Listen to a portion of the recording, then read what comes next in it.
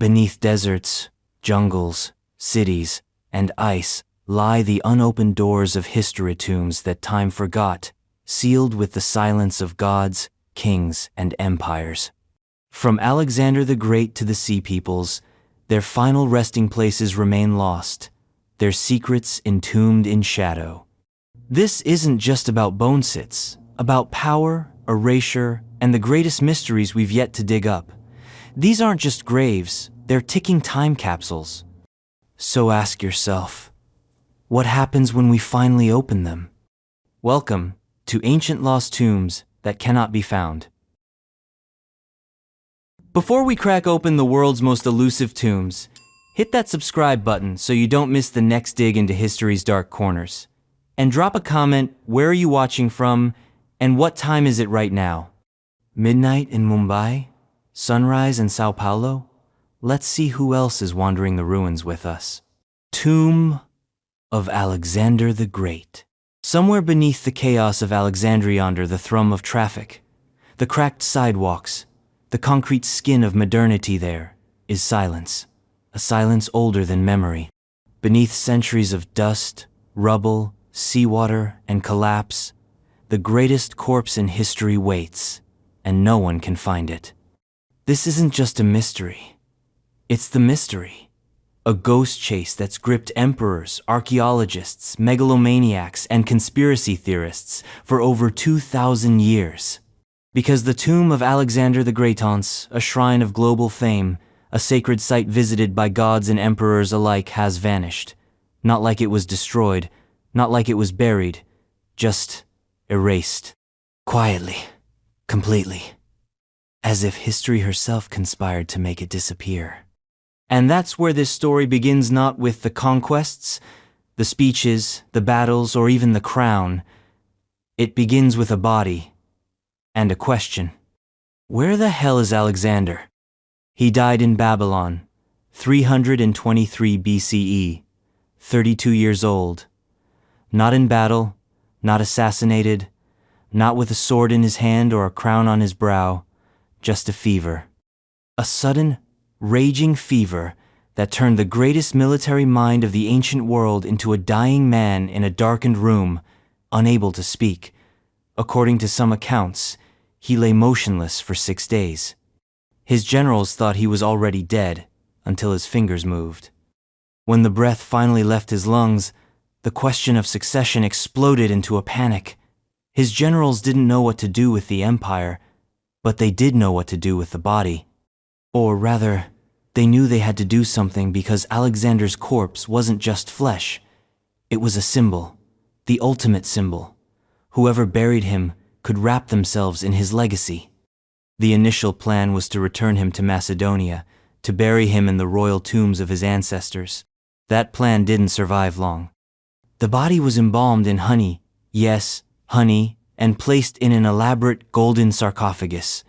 A magnificent funerary cart was built, complete with a canopy shaped like a temple, pulled by 64 mules. It was a mobile god shrine, rolling across the sands of empire. Enter Ptolemy, trusted general, ruthless opportunist, soon-to-be pharaoh. He hijacked the corpse. Literally. As the procession moved toward Macedonia, Ptolemy intercepted it in Syria and redirected it south to Egypt. He understood something fundamental.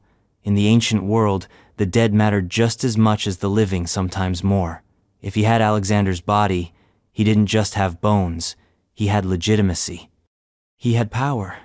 He had a myth in a box. The tomb of Alexander began, therefore, as a hostage situation. He was initially buried in Memphis, the old Egyptian capital, but not for long. When Alexandria, the glittering new city that Alexander himself had founded, rose to prominence, Ptolemy's successors moved the body. There, they built something extravagant. Not a tomb, a house of gods, a necropolis of ambition. Alexander's tomb became a centerpiece of Alexandria. Pilgrims came, emperors came. Julius Caesar, Cleopatra, Caligula, Augustus. They all made the trip. Augustus reportedly laid flowers on the tomb and kissed the corpse. Caligula stole Alexander's breastplate. Caracalla nearly lost his mind in there. This was not myth, this was historical fact. The tomb was real, documented, celebrated. It was the heart of a cult, a symbol of divine kingship, and one of the most visited sites in the Mediterranean world. Then came the vanishing. By the 3rd or 4th century CE, the record goes dark. There's no final account, no tale of destruction, no last visitor leaving the tomb and locking the door behind him, just absence. Some believe the tomb was destroyed during riots or religious purges. Some believe it was buried beneath the waves when the ancient city partially sank. Others think it was hidden deliberately, dismantled piece by piece, or that the remains were moved one final time and lost forever.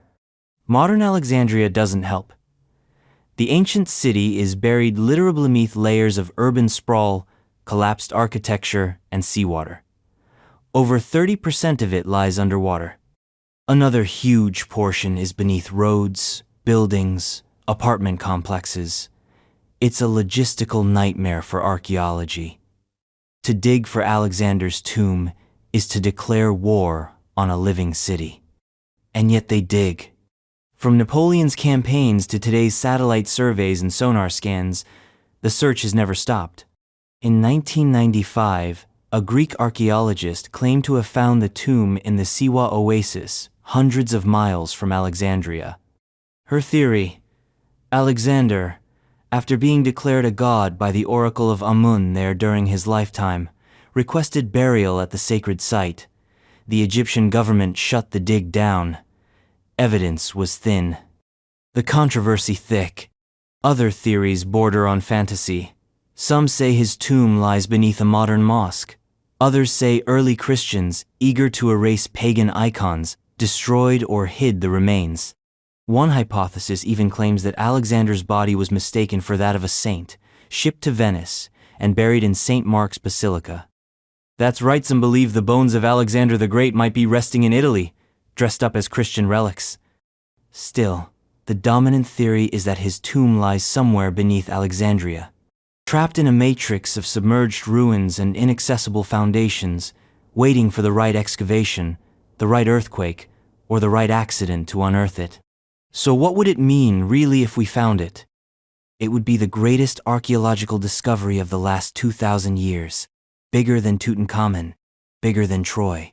The unbroken tomb of the most mythologized conqueror in history. If the body were preserved, as ancient writers claim still whole, still golden, untouched by time, it would open a new chapter in science and myth alike. DNA testing could reveal his ancestry. Forensic analysis might finally answer the question of how he died. Even his face could be reconstructed, the icon reborn. But more than that, it would bring closure to an obsession that has spanned continents and centuries.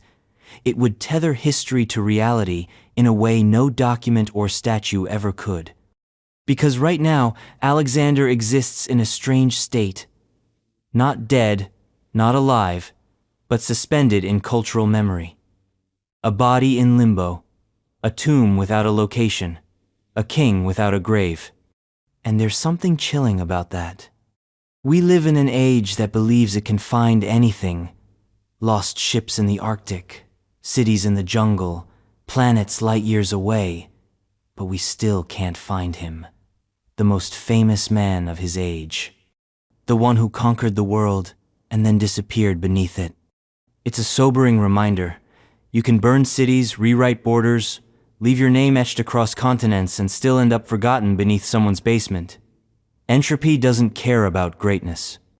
The earth swallows everything eventually. And yet, somewhere beneath Alexandria, he waits. Maybe in a sealed chamber. Maybe in a looted ruin. Maybe not at all. Maybe this story ends in absence, with nothing but empty dirt and an echo. But history abhors a vacuum. The search will go on, because Alexander's tomb isn't just a place, it's a gravitational pull, a holy grail, a question scratched into the stone of time. Where is he? And if we ever do find him, if the tomb is intact, if the body is real, if his face is still there, looking back we will have to confront something uncomfortable. That a man can die and still hold the world in suspense for 2,000 years. But Alexander wasn't the only one, because just beyond his shadow, entangled in another legend, lie two more vanished bodies. A queen whose name still burns in the annals of seduction and statecraft, and a Roman who bet it all on love and lost an empire. Together, they made history. Together, they vanished. And their tomb? Still missing. Tomb of Cleopatra VII and Mark Antony. It should have been the most iconic burial in ancient history. A love story for the ages, sealed in stone. The last queen of Egypt and the Roman general she defied the world to love. Royalty, rebellion, romance, and death, all under one roof. The makings of a tomb so legendary, it would rival the pyramids. Instead, it's gone. Not robbed, not defiled, just missing. Gone like smoke in the desert. This is the double disappearance of Cleopatra VII and Mark Antony. Not a metaphor, not a myth. Two actual historical bodies that were once, somewhere, entombed together, we're told somewhere near the ancient city of Alexandria. Maybe, probably, we think. Because, to be clear, no one has found anything. Not a sarcophagus, not a nameplate, not even a bone. And that's insane.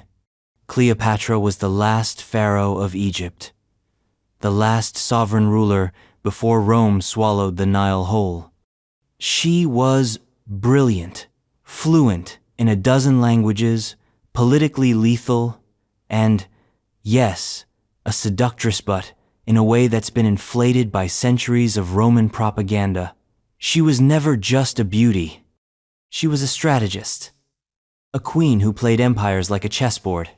Mark Antony was Rome's bad boy loyal to Julius Caesar, hated by the Senate, addicted to risk. Together, they made Rome nervous. They made Octavian angry. And they made history spiral toward its breaking point. The story is practically Shakespearean, because Shakespeare did write it. After Caesar's assassination, Cleopatra and Antony joined forces, lovers, allies. They ruled the Eastern Mediterranean like rock stars in golden robes. The Senate declared war. In 31 BCE, Octavian, soon to become Augustus, crushed them at the Battle of Actium. Their armies scattered. Their empire crumbled. They fled to Alexandria for the last stand. It ended in the only way it could. Suicide. Antony, misled into thinking Cleopatra was dead, stabbed himself, botched the job, bled out in her arms. Cleopatra, according to Plutarch, famously smuggled a venomous aspies, the snake, into her chambers, allowed it to bite her, and died as Egypt's last queen, dressed in her royal regalia. Octavian entered Alexandria, victory complete, the Nile under Rome's heel. And then, silence. Octavian allowed Cleopatra and Antony to be buried together, or so the ancient sources say. A royal burial, side by side, honoring their bond, their station, and perhaps as a warning to others. A lavish tomb? Likely. They were, after all, the final rulers of one of the greatest dynasties in human history. Their tomb would have been monumental, symbolic, and unforgettable. And yet, it was forgotten. Completely. Not a single ancient writer ever describes it in detail. No pilgrimages, no mentions by Roman visitors, no looting, no defacement, no archaeological trace. It's as if the tomb never existed at all. Except it did. It must have. Unless Octavian burned the bodies and lied. But that's unlikely. Cremation wasn't the Egyptian style, and Octavian, for all his propaganda, played the long game.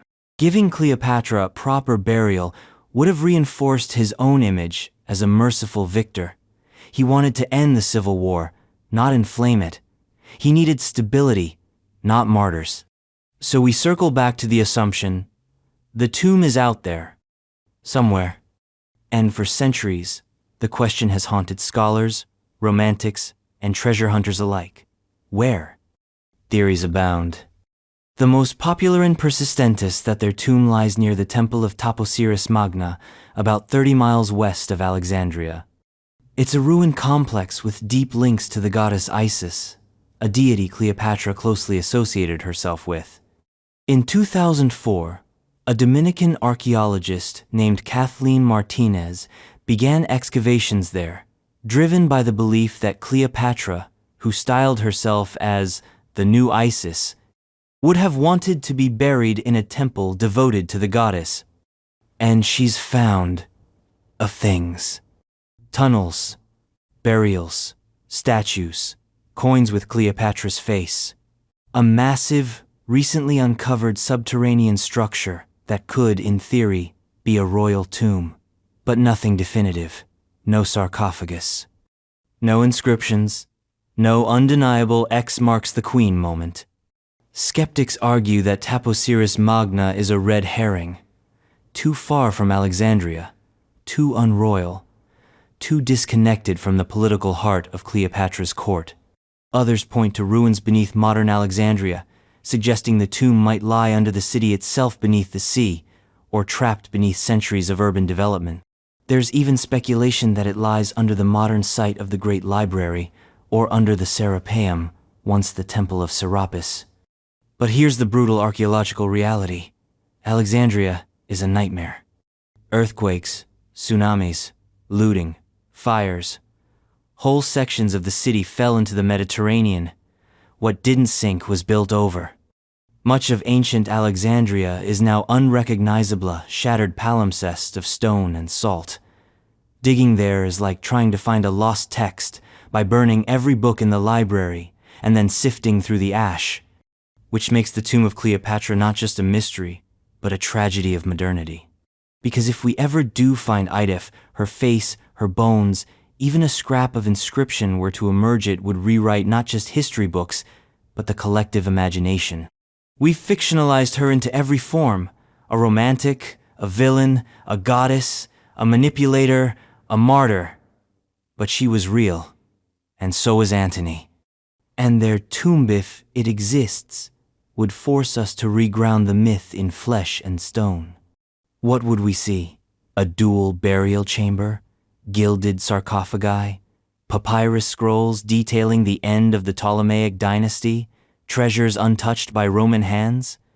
Or would we find a void, an empty crypt, looted, desecrated, just another tomb carved into the face of empire and forgotten in the collapse? And then there's the possibility no one wants to admit, that we're never going to find it. That the tomb has been destroyed by time or tides.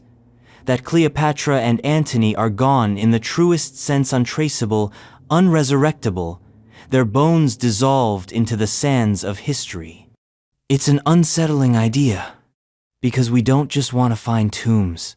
We want to find stories, confirmation, proof that the myths were real, and that the characters we obsess over lived, died, and were buried with consequence. A lost tomb is a narrative cliffhanger. And Cleopatra's is the biggest unresolved plot twist in ancient history. Because if we ever do find her, she'll be more than bones. She'll be legacy. A woman who defied an empire, who ruled, loved, and died on her own terms, who chose death over humiliation. She'll be the human heartbeat inside a myth we've never stopped retelling. Until then, she remains the queen without a tomb. The legend in limbo. Her and Antony, buried together, if the stories are true, buried nowhere, if they're not. But Cleopatra's disappearance isn't an outlier. In fact, she's just the next chapter in a long, bizarre saga of bodies that vanish. Because farther east, across the steppes of Central Asia, there's another ghost king. One who ruled with fire, who scorched entire civilizations into ash, who made Europe tremble. And when he died, his followers buried him in total secrecy. They buried him so well, no one has found him since. And unlike Cleopatra, he didn't want to be found. If you're still here after Cleopatra and Antony's vanishing act, you're clearly one of us hooked on the hunt. Make it official and subscribe to the channel so you don't miss what's buried next. And hey, while you're here, where are you watching from? And what time is it right now? Are you deep into this at 3 a.m. or catching ancient ghosts over breakfast? Let us know below. Tomb of Genghis Khan. He burned empires. He built a nation from horseback. He left behind a trail of skulls so vast it could fill a continent. And when he died somewhere in the mountains of Mongolia, his body was swallowed by the earth, and the earth kept the secret. This is not just a lost tomb. This is the most deliberately hidden burial in human history. Genghis Khan, born Temujin, was the storm that swept the world off its axis. In less than 25 years, he and his Mongol hordes carved out the largest contiguous land empire in history. From the Pacific Ocean to the Caspian Sea, from Beijing to Baghdad, he was the shadow on every horizon. His name became synonymous with fear, fire, and a death that came from the east. And yet, we know almost nothing about how he died. The year was 1227.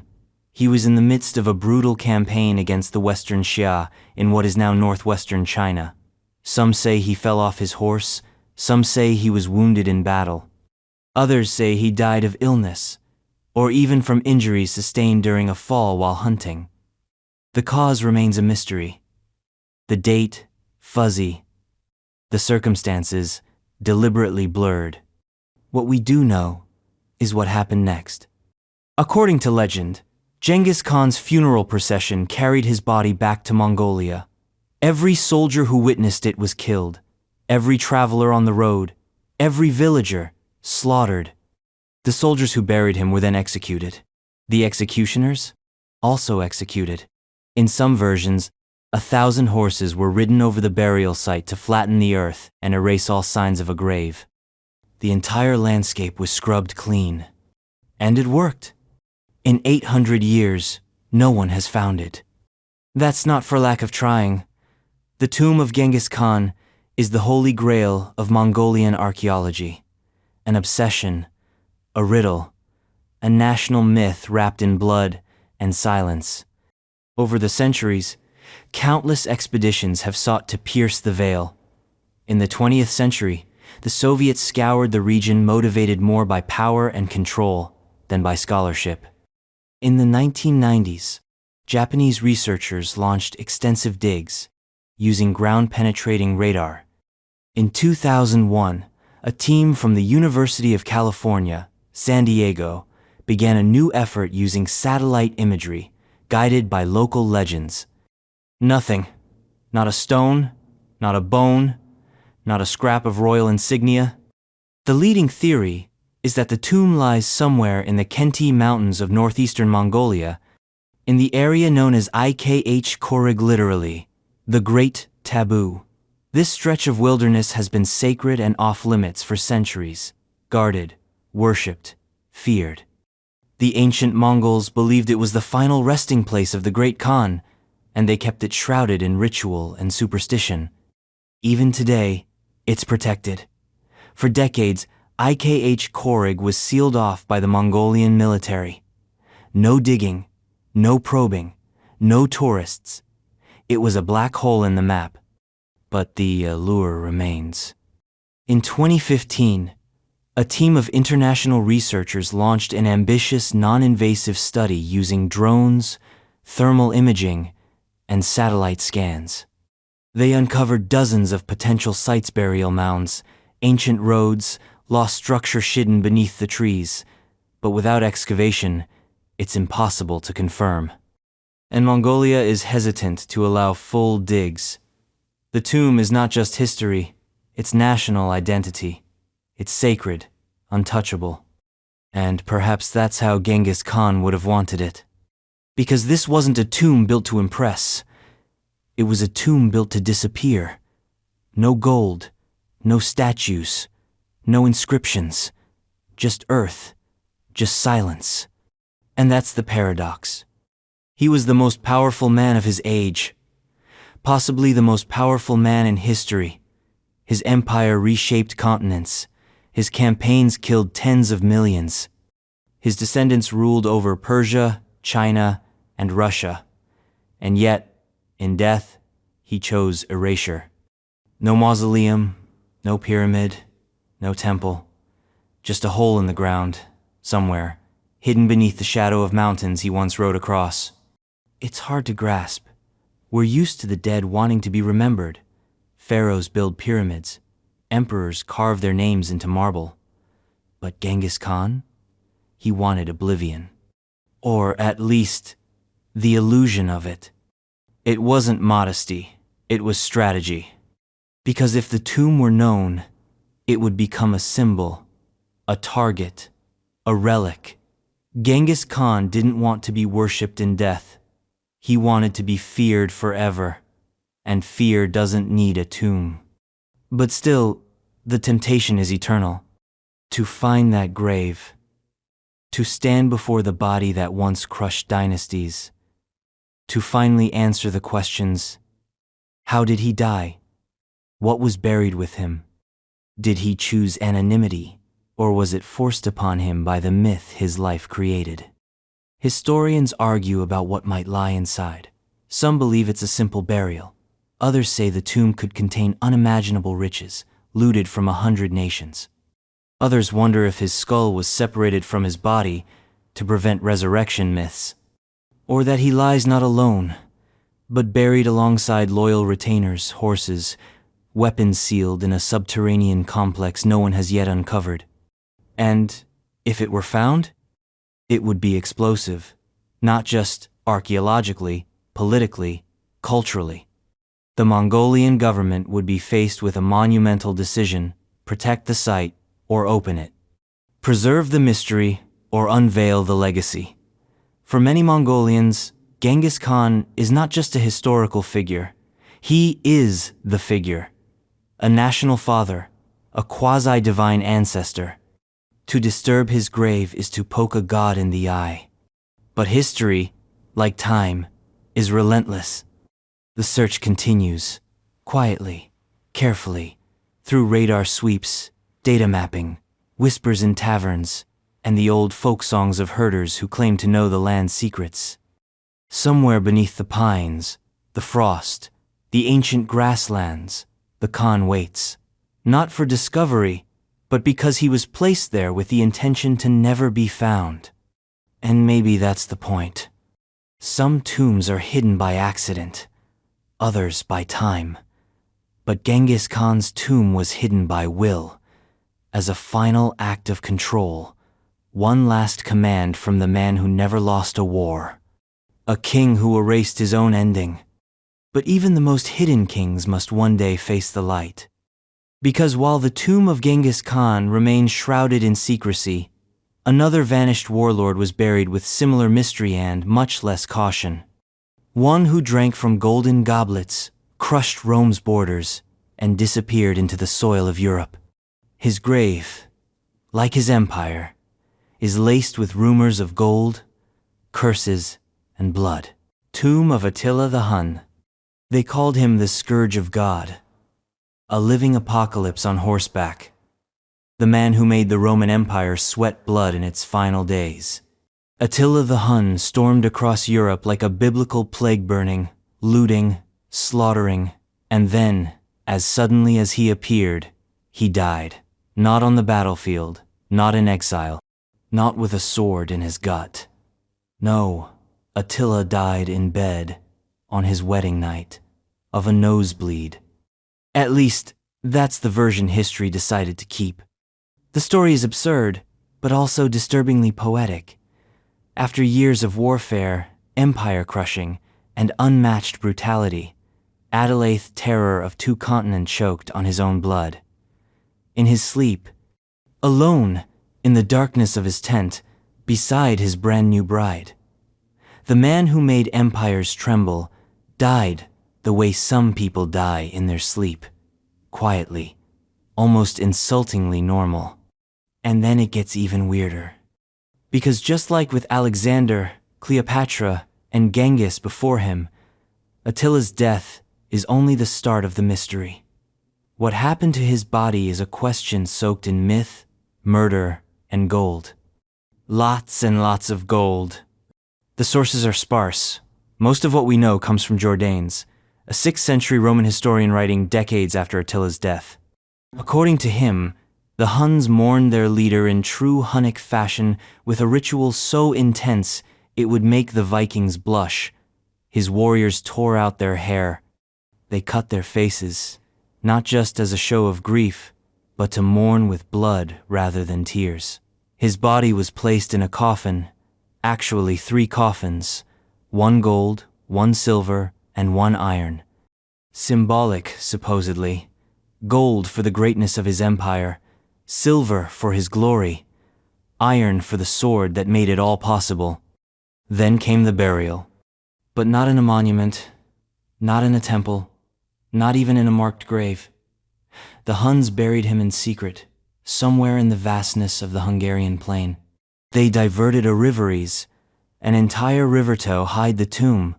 According to legend, they dug the grave bed beneath the riverbed, buried the coffins, and then let the water flow back over it.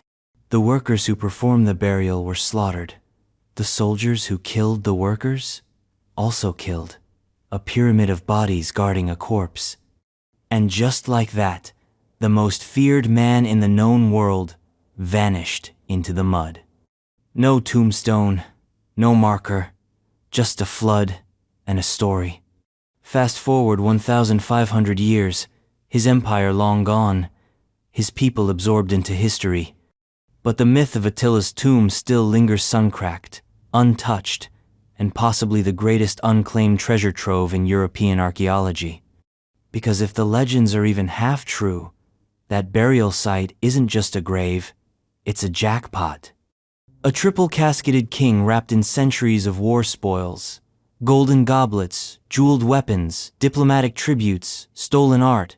The Huns plundered vast stretches of Europe from the Balkans to the gates of Rome, and Attila died at the height of his power. If anyone went to the afterlife with their hands full, it was him. So where is it? No one knows. Historians and treasure hunters have proposed dozens of sites across Central Europe, primarily in Hungary, where the bulk of Attila's power resided. The Tisa River is the most common suspect. It's vast, winding, and ancient. Divers have scoured parts of it. Radar surveys have been flown. Excavations have probed the surrounding plains. Nothing. Some think it's all myth that the river burial never happened. Others believe the tomb was looted long ago, erased by the very secrecy that was meant to protect it. Still, others insist it's out there, beneath silt and time, in a place no one has yet dared to look. And this is where the mythology kicks into overdrive. According to some Hungarian legends, the tomb is cursed, protected by spirits, guarded by eternal warriors. Anyone who tries to find it will die, often in spectacularly ironic ways. Like one local tale about a 19th century nobleman who led an unauthorized dig and mysteriously drowned in a shallow creek weeks later. Coincidence? Maybe. But the story spread like wildfire, reinforcing the tomb's ghostly perimeter. Of course, some of these stories serve a purpose. Attila is a national symbol in Hungary, a folk hero, a titan. His name is carved into landscapes, institutions, and identities. To disturb his grave would be more than archaeology, it would be desecration, sacrilege, an affront to national mythos. But curiosity always wins in the end.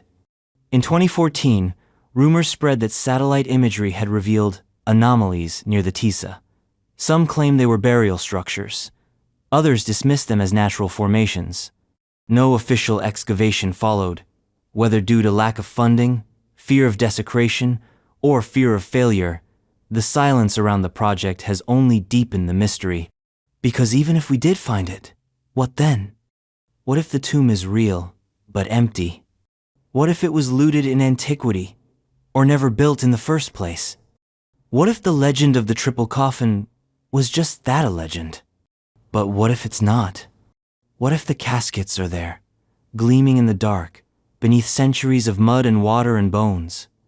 What if Attila still lies there, sword in hand, mouth open in that final scream of empire. What would we learn? What would we prove? That myth and history sometimes overlap? That power, when buried deep enough, becomes its own kind of immortality? Or maybe we'd prove something simpler, that no matter how loudly a man lived, time can still mute him. But here's the thing, tombs don't have to be found to be powerful. Sometimes the not finding is the point. Sometimes the void creates a stronger echo than a statue ever could. Attila's tomb has become a black hole in the historical record-a-place, where our need for answers collides with the brutal silence of time. And yet, we keep looking. Because there's something irresistible about a warlord in a gold coffin beneath a river. It taps into every myth, every treasure map, every idea that the dead leave clues for the living. That somewhere out there, in the mud and weeds, is a door that leads straight into legend.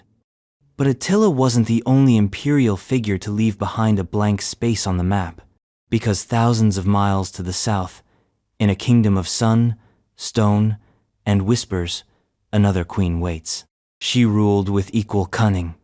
She vanished with equal silence, and her tomb, like so many others in Egypt's Valley of Kings, remains sealed in a mystery even the gods have yet to unwrap. Tomb of Nefertiti.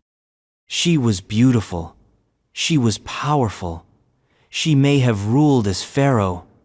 And then, like a well-executed illusion, she disappeared. Nefertiti, Queen of Egypt, wife of the heretic king Akhenaten, possible co-regent, possible pharaoh in her own right, remains one of the most enigmatic figures in ancient history. Her face is known around the world, thanks to the famous bust now sitting in Berlin.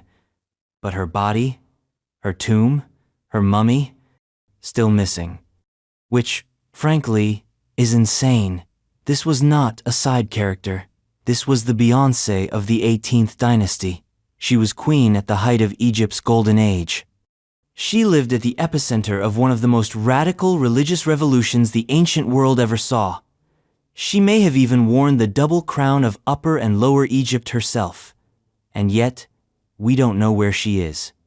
That's not just an archaeological mystery, it's an insult to history.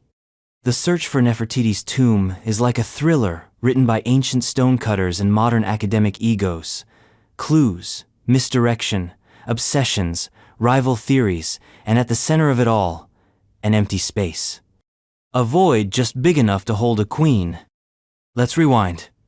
Nefertiti enters the historical record around 1350 BCE. She's the great wife of Akhenaten, the so-called heretic pharaoh, who threw out the old Egyptian pantheon and replaced it with the worship of a single god, Aten, the sun disk. Together, they ruled from the new capital of Akhenaten, modern-day Amarna, a surreal city, built in the desert for a religion that nobody wanted. And Nefertiti wasn't just arm candy. She appears in carvings, performing rituals, smiting enemies, riding chariots. She was portrayed as Akhenaten's equal, sometimes larger, more central, more godlike. This was not typical queen behavior. She was more like a co-king. Then, around year 12 of Akhenaten's reign, she vanishes. No more carvings, no more mentions, nothing, gone. Some think she died. Others think she changed her name and ruled as Smenkhkare, a mysterious, short-lived pharaoh who may have been her in disguise. Still others believe she became co-regent to Tutankhamun or even ruled outright after Akhenaten's death. The truth? Obscured, fragmented, scrubbed by time and politics. But here's the thing. Dead or alive, a woman of her stature had to have a tomb. And that's where things get weird. Because her mummy has never been definitively identified, and no tomb with her name has ever been found. Which brings us to Tutankhamun. In 1922, Howard Carter discovered what's still the most famous tomb ever unearthed, KV62, the tomb of King Tut. A teenage pharaoh, barely known to history, buried with a staggering wealth of artifacts. But the tomb itself? Tiny, cramped, hastily decorated, not remotely fit for a pharaoh. It looked suspiciously like it had been repurposed, which led to the big theory that Tutankhamun's tomb was actually part of Nefertiti's Avlek. In 2015, British Egyptologist Nicholas Reeves dropped a bombshell. Using high-resolution scans of Tut's tomb, he claimed to see outlines ghost doorway hidden beneath the plastered and painted walls. His hypothesis: there was a hidden chamber, a sealed door, and behind it, the lost tomb of Nefertiti. The media went nuts. A hidden queen behind the boy king. A secret room full of untouched treasure. Indiana Jones with an academic citation. Excavations were proposed. Scans were taken. Tensions rose. Egypt's antiquities authorities got involved. Politics, egos, national pride, archaeology turned into theater. But the results? Frustratingly ambiguous. Radar scans yielded conflicting interpretations. One team said yes, there's a chamber. Another said no, it's just natural anomalies in the rock. No one could agree. Excavation stalled. The tomb stayed sealed, and Nefertiti stayed lost. And that's not even the only theory. Some believe her tomb lies at Amarna, in the royal necropolis Tharian area riddled with partially looted or unfinished tombs. Others suggest she may be buried in KV-21, a crypt containing 2 female mummies of royal lineage. One of them has been called the Younger Lady, a mutilated mummy believed to be Tutankhamun's mother. Some DNA studies even suggest she is Nefertiti, but the data is murky, and the identification is still debated. Another theory? That her tomb was looted and erased in the backlash following Akhenaten's religious revolution. When the old gods were restored, there was a systematic attempt to destroy Atonism and everyone associated with it. Names were chiseled off walls, statues smashed, even Akhenaten's own body was moved and hidden. If Nefertiti had a tomb, it may have been targeted too, vandalized, hidden, forgotten. Or maybe, just maybe, it's still there, whole, undisturbed, behind a wall, beneath a dune, or buried under a modern building, waiting. Because if we find Harif, we actually, finally find Nefertiti, it changes everything. She could be the missing piece in the puzzle of Egypt's most bizarre dynasty. Her tomb might hold answers to Akhenaten's death, Tutankhamun's rise, and the collapse of the Amarna experiment. Artifacts, inscriptions, and maybe even papyri if preserved, could rewrite entire chapters of Egyptian history. But more than that, it would give her the dignity she's been denied for 3,000 years. She wasn't just a queen. She was a revolutionary, a symbol of a failed experiment in divinity and power. And right now, she's been reduced to a bust in a museum and a footnote in her husband's story. That's not enough. Because somewhere out there, the real Nefertiti lies, bones, jewels, linen, and all sealed behind the silence of a nation that once called her goddess. And when we find her, it won't just be a discovery, it'll be a resurrection. But Nefertiti's isn't the only royal tomb that Egypt misplaced. In fact, her vanishing act is just one in a long series of royal disappearances that plagued the Nile Valley for centuries. Some were swallowed by the desert, some by rivers, some just never existed to begin with. And one of the most elusive of all belonged to a pharaoh most people haven't even heard of, Tomb of Ramesses VIII. In a land where even the gods were embalmed and entombed in architectural fireworks, vanishing was not part of the plan. Yet that's exactly what happened to Ramesses VIII. He was a pharaoh, a literal god-king, a descendant of the sun, and somehow, no one knows where he's buried. We're not talking about some minor priest or forgotten prince.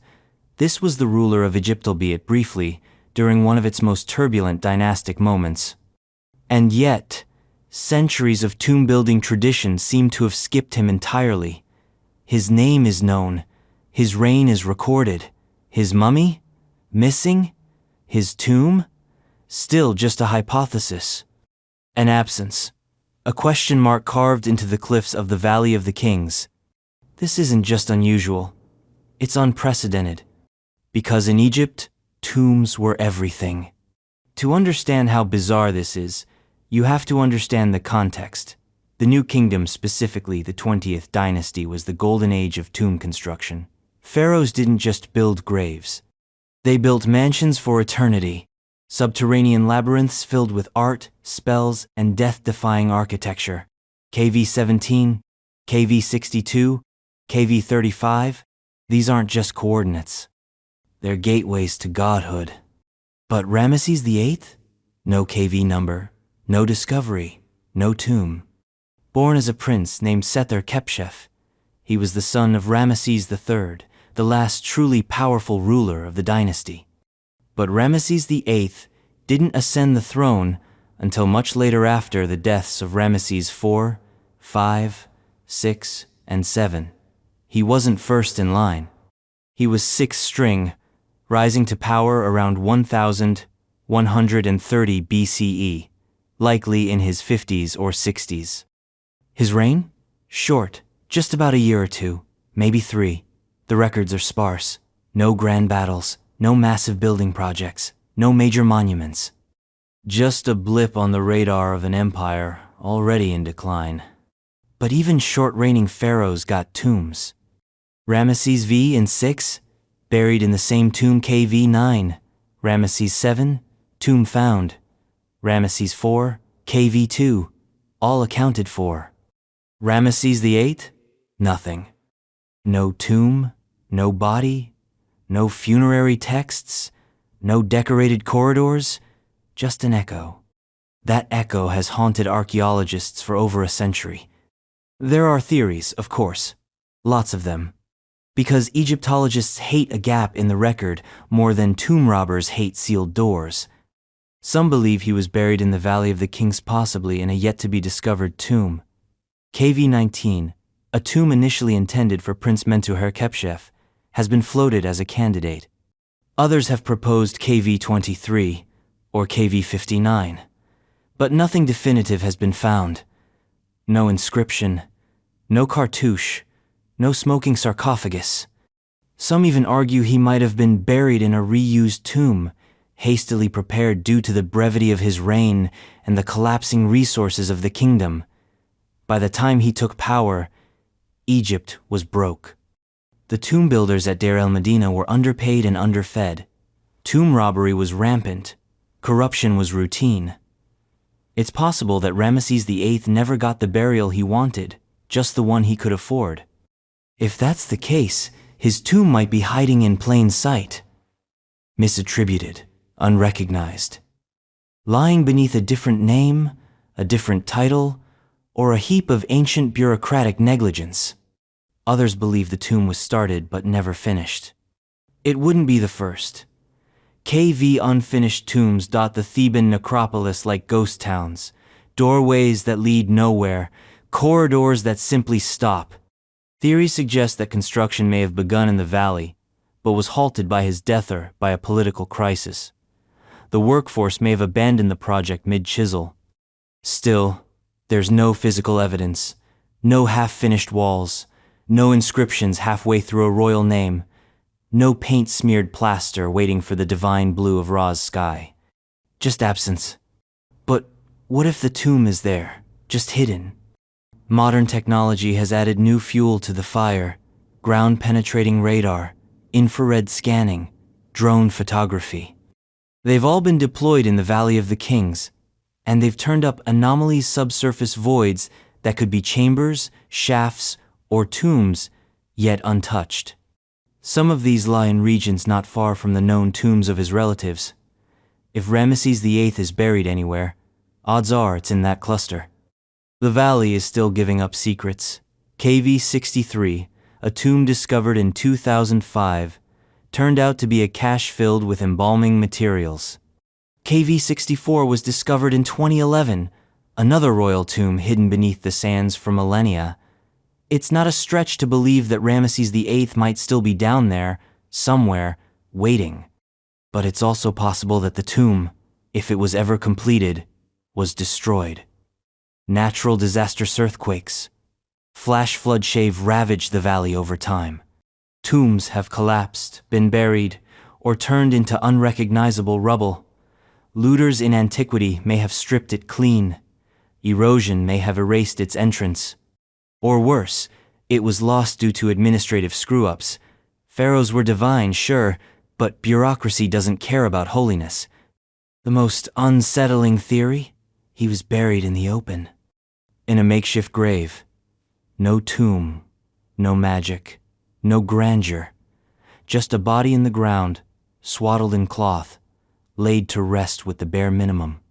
An ending so pitifully mundane, it defies the logic of 3,000 years of divine monarchy. But even that hasn't been proven, because we still haven't found the mummy of Ramesses VIII.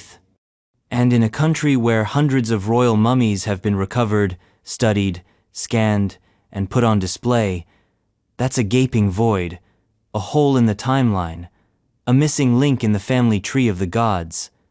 If his tomb were found, it would do more than just scratch an itch on a spreadsheet. It could provide insights into Egypt's last gasps of power before the complete economic and political collapse that followed.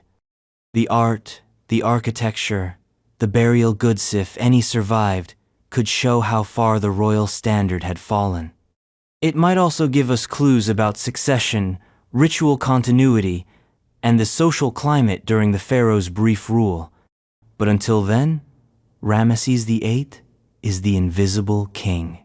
A name without a face, a ruler without a resting place, a god without a grave. He ruled one of the most tomb-obsessed cultures in human history, and he died without one. And somehow, that might be the most tragic fate of all. Because even in death, his legacy is just a question. And Egypt has more. Many more. Tomb of Amenhotep I. This one starts with a royal face serene, young, unwrapped by modern science in 2021, after being hidden for more than 3,000 years. Amenhotep I, pharaoh of Egypt's 18th dynasty, the second king of the New Kingdom, a ruler whose name was whispered in reverence by generations of priests, a king who, for centuries after his death, was so sacred that no one dared touch his mummy. Except, somehow, we still don't know where his tomb is. Let that sink in. We've seen his face in stunning digital reconstruction. We've examined his coffin, and we've analyzed the layers of resin and linen that enshrouded him. But the tomb, the original, sacred resting place of Amenhotep I's, gone. Missing. Lost. Erased by time and perhaps deliberately hidden by those who revered him most. This is one of the greatest paradoxes in the history of Egyptian archaeology. We have the king. We don't have his kingdom of death. Amenhotep I ruled for about 2 decades, around 1526 to 1506 BCE. He wasn't a warrior like his father, Ahmose I, who had expelled the Hyksos and reunified Egypt. Instead, Amenhotep was a builder, a consolidator, a man who stabilized the throne and began a cultural renaissance that would reach its peak under his successors. He's credited with major temple construction at Karnak, and he was one of the earliest kings to be deified after death. That deification is key, because while most pharaohs were worshipped to some extent, Amenhotep I became a literal guardian of the dead. Centuries after his reign, he and his mother Ahmose Nefertari were venerated by Theban artisans, especially in Deir el-Medina, the community of tomb builders who worked on royal burials in the Valley of the Kings. In other words, this guy was the pharaoh's pharaoh. But that didn't stop his tomb from vanishing. His mummy was found in 1881, not in a glorious tomb, but in a hidden cache DB 320, tucked into a cliff near Deir el-Bahari, alongside dozens of other royal mummies. The body was in near pristine condition, and uniquely, it was never unwrapped by 19th century archaeologists. The priests who reburied him had done such a meticulous job of restoring and preserving his corpse that no one wanted to disturb it. Not until CT scanning and digital forensics came along. When scientists finally unwrapped him digitally in the 21st century, what they found was extraordinary. Amenhotep had been carefully repaired by the priests of later dynasties. His neck was broken, likely by tomb robbers. His foot was detached, but he had been restored like a relic, reinforced, preserved. Which begs the question, if the mummy was treated with such care, why do we not know where his tomb was? The leading theory is that it was somewhere in the Dra Abu el Naga area on the Theban West Bank, near the burial sites of other 17th and early 18th dynasty rulers. This was before the full shift to the Valley of the Kings, but despite over a century of searching in that region, no one has found a tomb that can definitively be linked to Amenhotep I. Some suggest it was entirely destroyed by floods or earthquakes. Others think it lies buried under debris or remains unexcavated beneath modern construction. But there's another, darker possibility. The tomb was looted so completely, so violently, that its identity was lost. The priests of the 21st Dynasty who reburied Amenhotep were operating in desperate times. Egypt was fractured, unstable, plagued by tomb robbers and political chaos. They weren't just moving mummies for fun, they were trying to save the gods from oblivion. And that may be why we don't have Amenhotep's tomb. They may have erased it on purpose. Stripped the walls, filled the chambers, wiped the slate clean, a controlled demolition of history to protect what remained. And they succeeded partially. The mummy survived. The name survived. But the tomb? Gone. What's strange is that we do have parts of his funerary equipment, fragments of his coffins, bits of canopic jars, even some funerary texts have surfaced in various museum collections. These pieces were likely removed from his original tomb during the first or second wave of robberies. Clues scattered like breadcrumbs across the world. But no sarcophagus chamber, no burial shaft, no grand entrance carved into limestone, no mural of the king sailing with Ra through the underworld. Just a body in exile, found far from where it began. So, what would it mean to find the original tomb? It would be a keyhole into the early New Kingdom period where tomb design, theology, and royal identity were undergoing seismic changes. It might show how Amenhotep I influenced the architecture that would later define the Valley of the Kings. It could contain inscriptions detailing lost rituals, royal lineage, or even the political tensions that followed his reign. And it would offer closure not just to scholars, but to a narrative that's been incomplete for over 3 millennia. Because right now, we have a dead king with a stolen afterlife. He was supposed to live forever, to journey through the stars, wrapped in spells and gold. Instead, he spent most of eternity hidden in a hole, patched up like a broken statue, his grave unmarked, his legacy fragmented. But he's not alone. The 18th dynasty was full of pharaohs who disappeared, tombs that were started, abandoned, looted, forgotten. And as we push deeper into the timeline, we encounter another royal mystery. Another pharaoh who had a name, a reign, and a recovered mummy yet whose original burial site remained missing until just recently. He was a bridge between the great warrior kings and the slow decline that followed. Tomb of Thutmose II.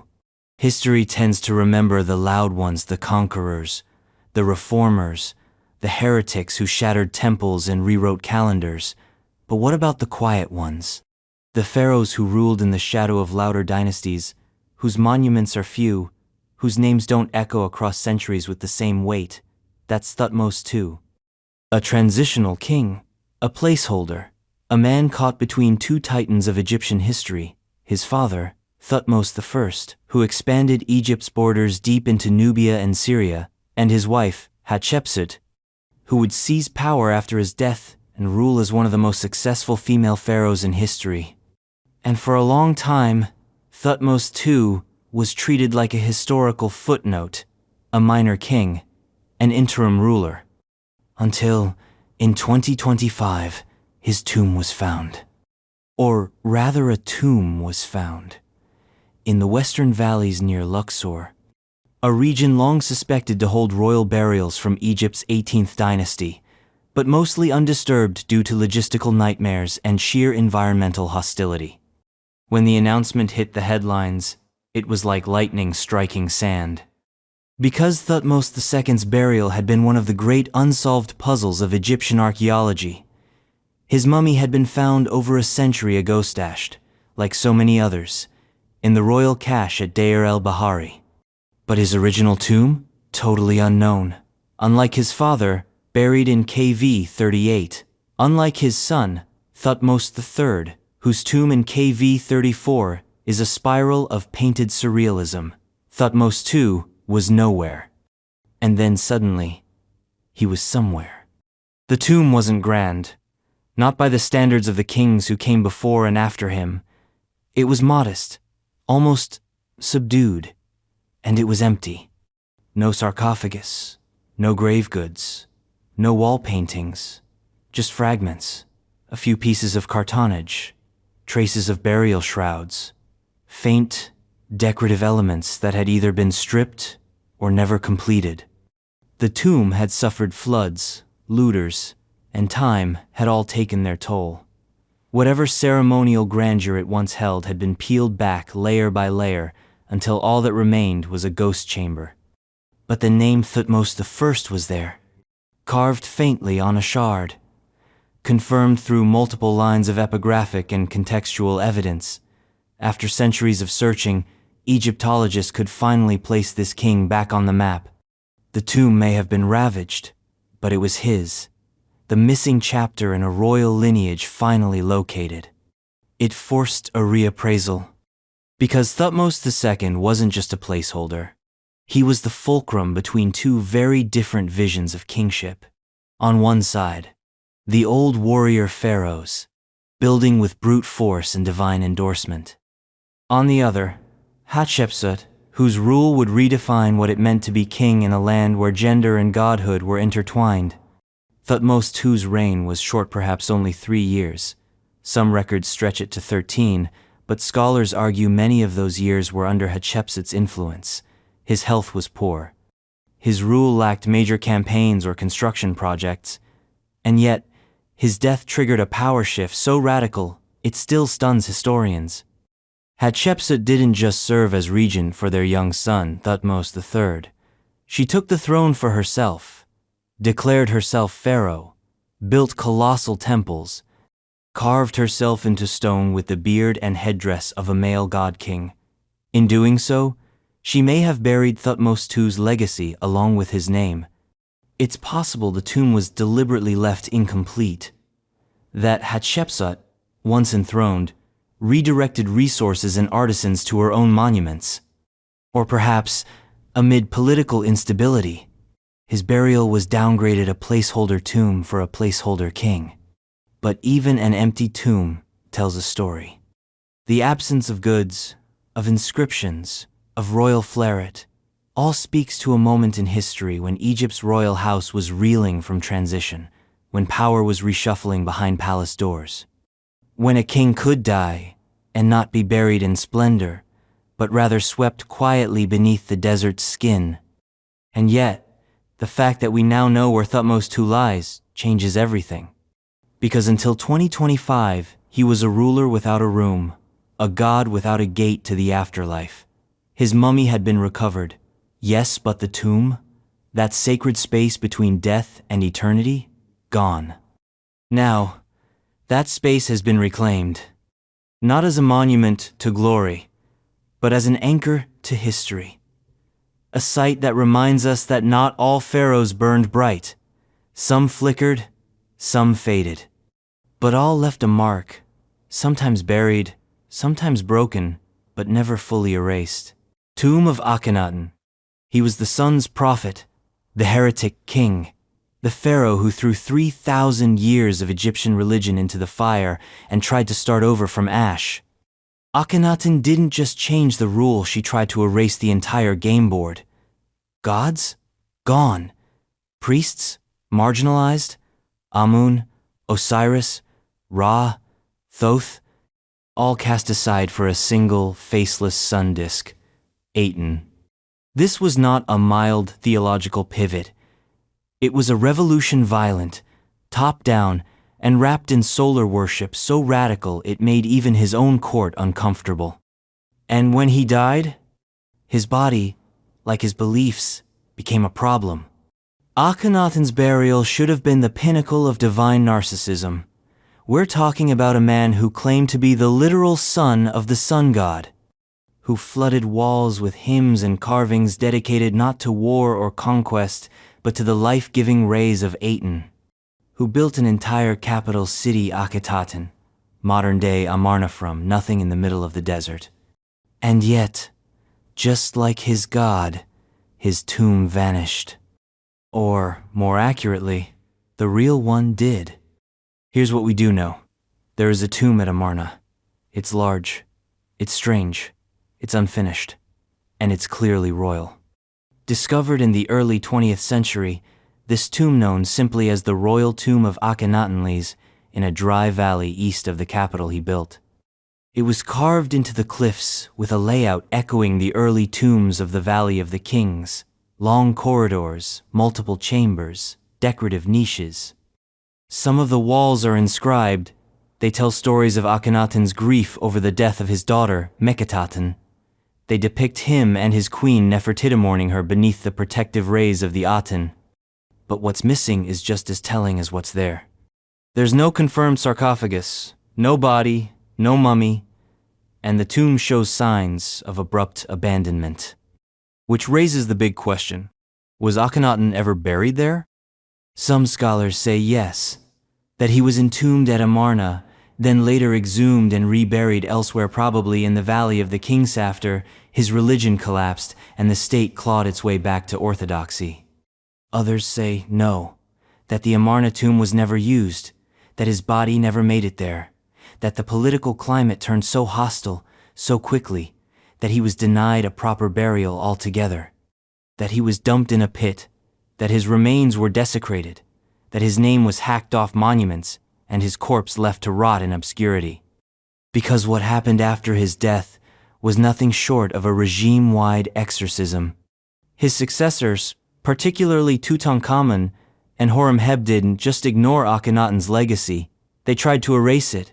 His name was struck from king lists, his monuments defaced, his temples dismantled, his capital city abandoned, his god declared blasphemous. Egypt pulled the plug on the Aten experiment and nuked the hard drive. So what happened to Akhenaten's body? That question has consumed Egyptologists for decades. In the early 20th century, a mysterious mummy labeled KV-55 was found in a small tomb in the Valley of the Kings. The burial was chaotic, coffins mismatched, names chiseled out. Canopic jars and artifacts linked to both Akhenaten and his wife Xia. The body was degraded, unwrapped, stripped of royal iconography. A deliberate desecration. Was it him? At first, the consensus was no. The skeletal remains appeared to be of a young man, too young for Akhenaten, who was believed to have ruled for 17 years.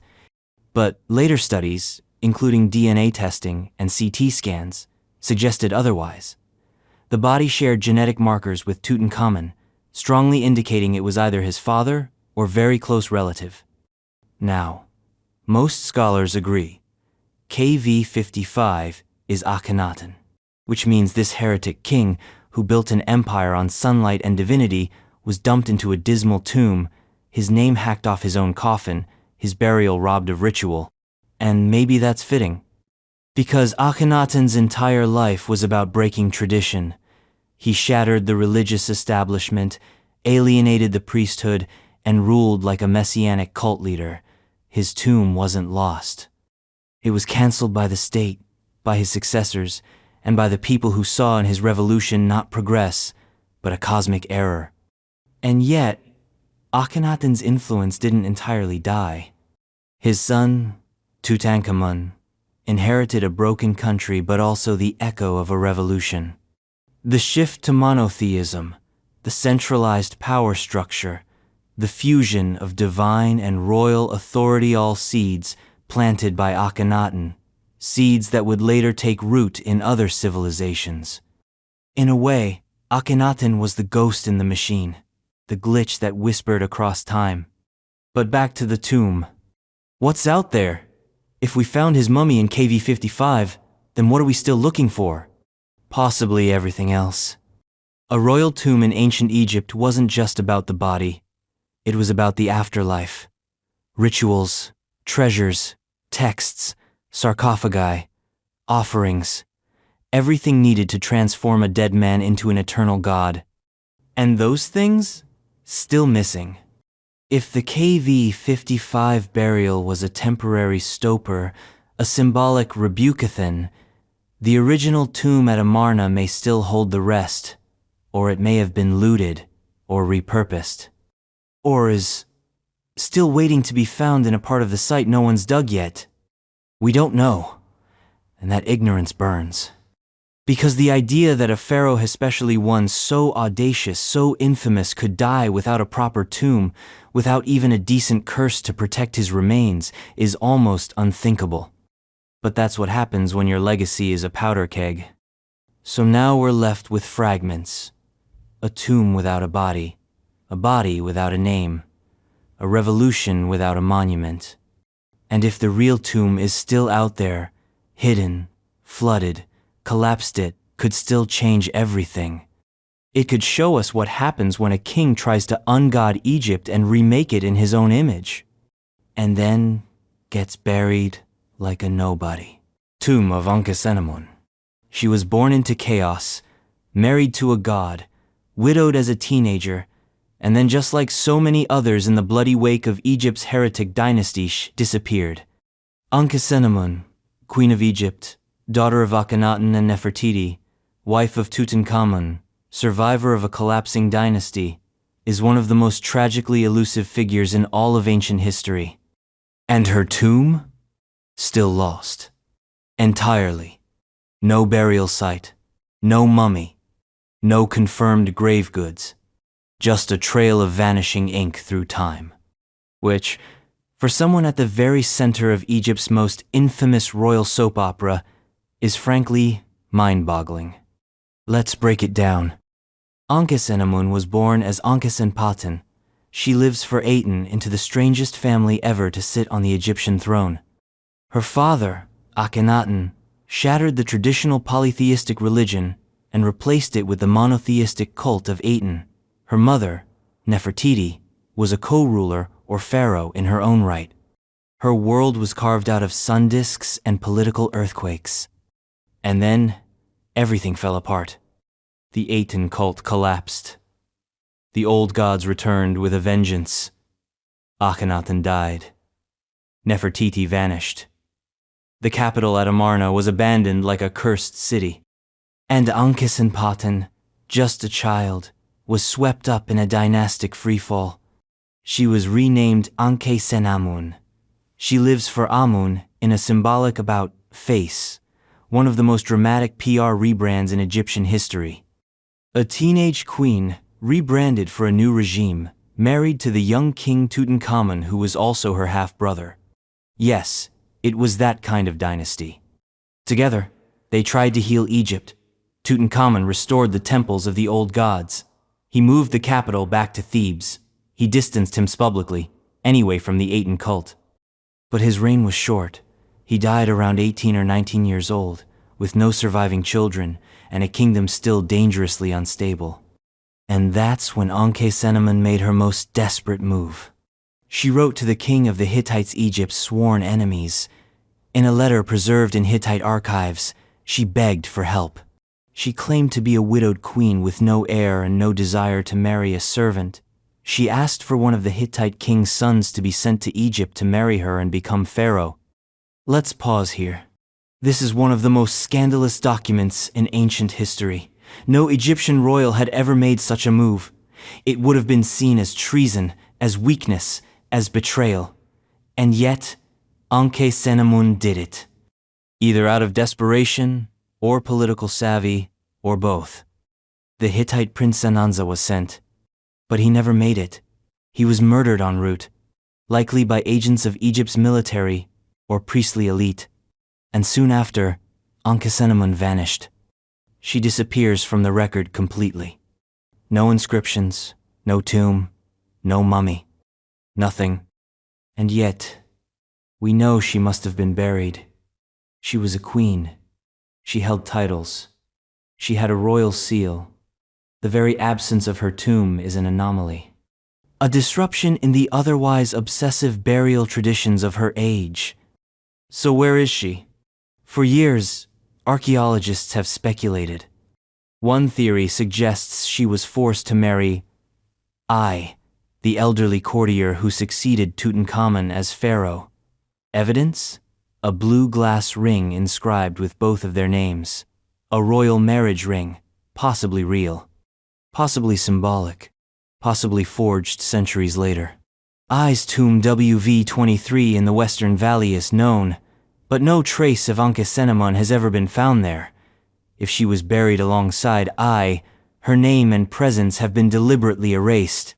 Another theory? She has her own tomb never used, or never completed somewhere in the Valley of the Kings or nearby.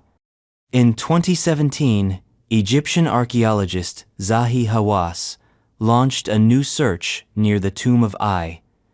Ground-penetrating radar suggested there might be an undiscovered tomb nearby, possibly Ankhesenamun's.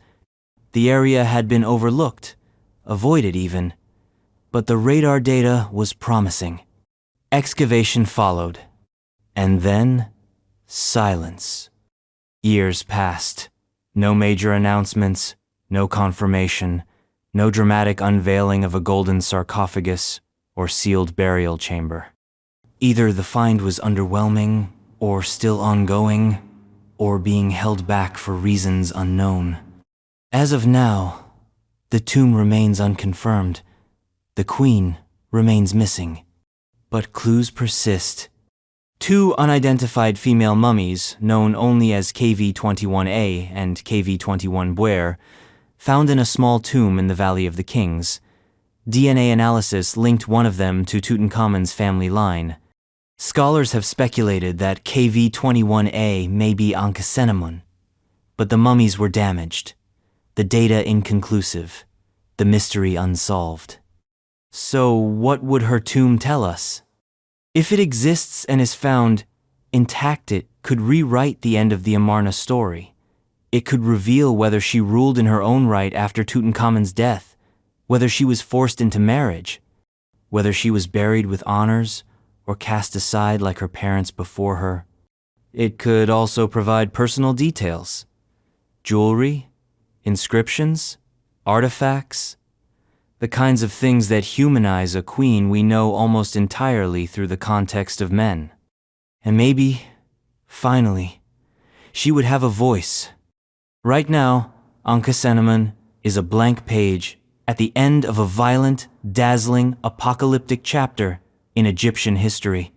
She survived the fall of her father's cult, the death of her husband, a thwarted alliance with a foreign king, and likely a forced remarriage to a man she didn't love. And her reward? Oblivion. But if we find her, if her tomb is still out there, it won't just be an archaeological victory. It will be a resurrection of the woman who tried to steer Egypt through one of its darkest hours, who dared to reach across enemy lines, who gambled everything and lost. And she's not the only ruler from this era to go missing. Because back in the deep shadows of Egypt's fragmented dynasties amid war, collapse, and a rising tide of buried names, there's an entire generation of kings who simply vanished. And among them is one of the most critical royal ghosts of all, tombs of the lost kings of the 17th dynasty. Before Egypt's golden age, before the sweeping victories of Thutmose III and the architectural fever dreams of Ramesses II, there was a war not just for land or power, but for the soul of Egypt itself. And at the heart of that war were the kings of the 17th dynasty, shadowy, embattled rulers who stood as the last line of defense against foreign domination. They fought, they bled, they died. And then, almost to a man, they vanished. Their tombs? missing.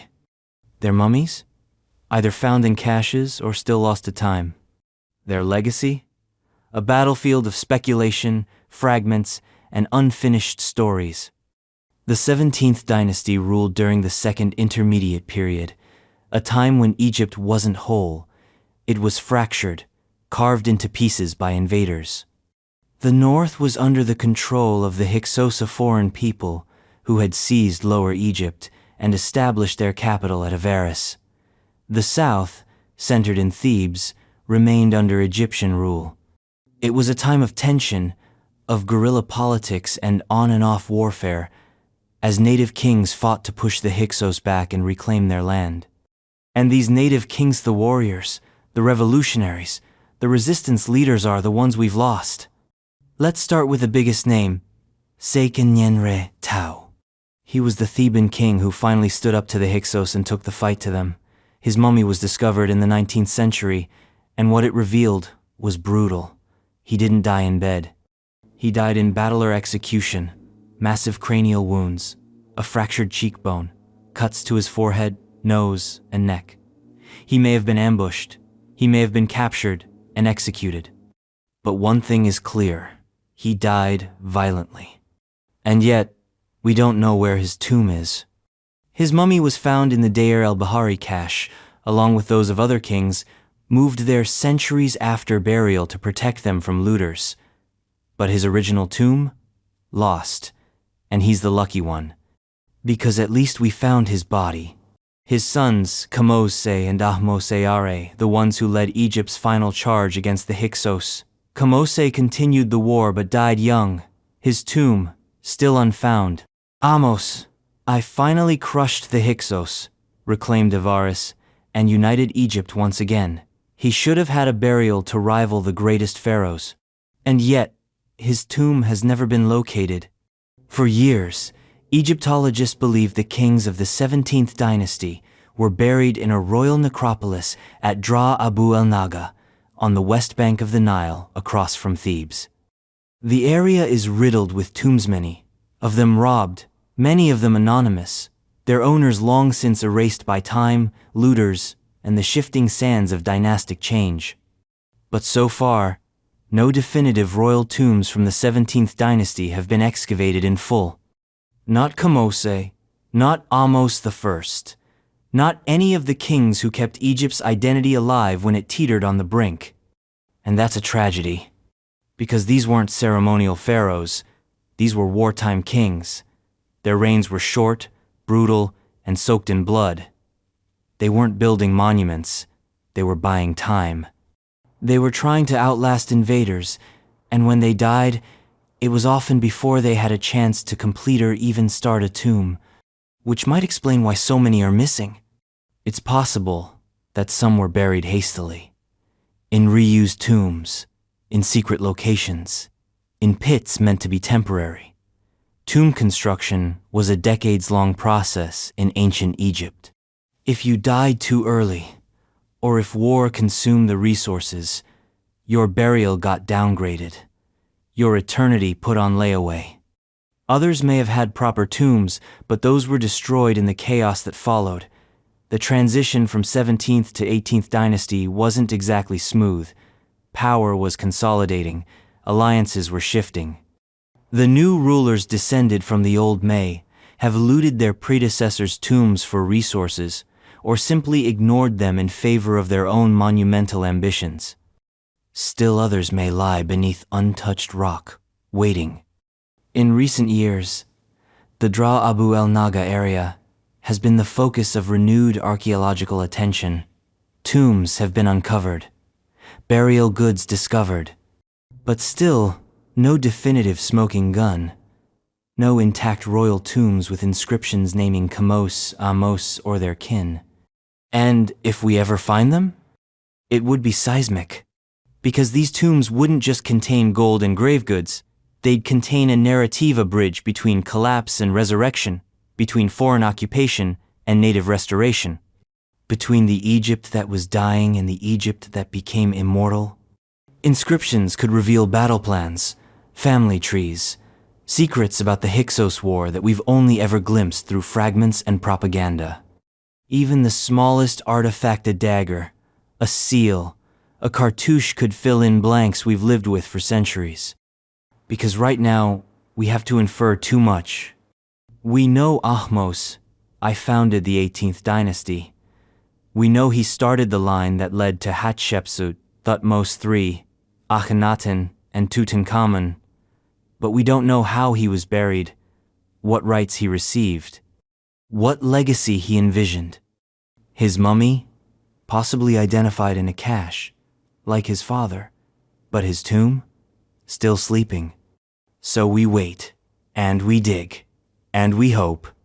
Because if we can find the tombs of these lost kings, these rebels, these liberators, we might finally be able to give them more than just historical credit. We might be able to give them peace. Tombs of 13th Dynasty Kings, Egypt. The 13th Dynasty of Egypt is what happens when kings become shadows. Over 50 pharaohs ruled during this period, some say more than 70 most for only a few years, some for just months. Their names clutter king lists like static. Their stories, fragmented, contradictory, or completely missing. And their tombs, lost, buried, erased by time or crushed beneath centuries of Nile silt and royal neglect. This wasn't a dynasty of glory, it was a dynasty of drift. But drift doesn't mean insignificance, because somewhere out there, beneath the sands of Saqqara, Dashur, and the surrounding necropolises, lie the graves of a forgotten army of kings. Men who wore the crowns of Egypt during one of its most politically unstable and archaeologically mysterious periods, and left behind almost nothing. The Middle Kingdom was winding down. The centralized power that flourished under Senusret III and Amenemhat III had begun to crumble. Local governors were gaining power again. Flood levels of the Nile were becoming unpredictable. Foreigners' future Hyksos were starting to seep into the delta. And into this mess stepped the 13th dynasty. They ruled, technically, from Ichtawith royal city, founded by Amenemhat, the first near the Fayum oasis, but no one really knows what that meant in practice. Their control may have been nominal, fragmentary, symbolic, like pharaohs in name only, clinging to the trappings of divine kingship while the foundations of their power eroded beneath them. And yet they still built tombs. They still wrapped themselves in the rituals of eternity. We know this because we found some of them, or parts anyway. In Dahshur, near the famed pyramids of the 12th dynasty, several lesser pyramids have been attributed to 13th dynasty rulers. One of them belongs to Amenhotep I, a largely unknown king. His pyramid, discovered in the 1950s, was small and heavily damaged, but it existed. Another, belonging to Kenjer, was identified in the 1920s. His pyramid had intact burial chambers and fragments of sarcophagi. But these are the exceptions, the outliers, the flukes. The vast majority of 13th dynasty kings have no known tombs. Saqqara, too, holds secrets. South Saqqara in particular, a desert ridge pockmarked with collapsed pyramids and unexcavated ruins, may be the key. In 2008, a team led by French archaeologist Michel Beau discovered a massive unfinished royal tomb at South Saqqara. The owner? Unknown, possibly a 13th dynasty king. The structure was huge, comparable in size to those of the 12th dynasty and filled with architectural innovations, but it had no inscriptions, no identifying marks. Another tomb in the area, dubbed the South Saqqara Stone Site, contained burial equipment and sarcophagi fragments with royal names, including Sobekotep IV, one of the more powerful rulers of the dynasty. But again, most of the structure was looted, dismantled, abused by time and grave robbers alike. Which brings us to the central problem. The 13th dynasty was a twilight zone. These kings had the titles. They had the ambition, but they lacked the resources, the time, and the centralized state apparatus to execute grand burials on the scale of their predecessors. Some were probably buried in pyramids, others in hastily constructed shaft tombs. Some may have been laid to rest in reused or unfinished tombs, originally built for earlier dynasties or royal family members. Many were likely buried with almost nothing, which is why their tombs are so hard to find.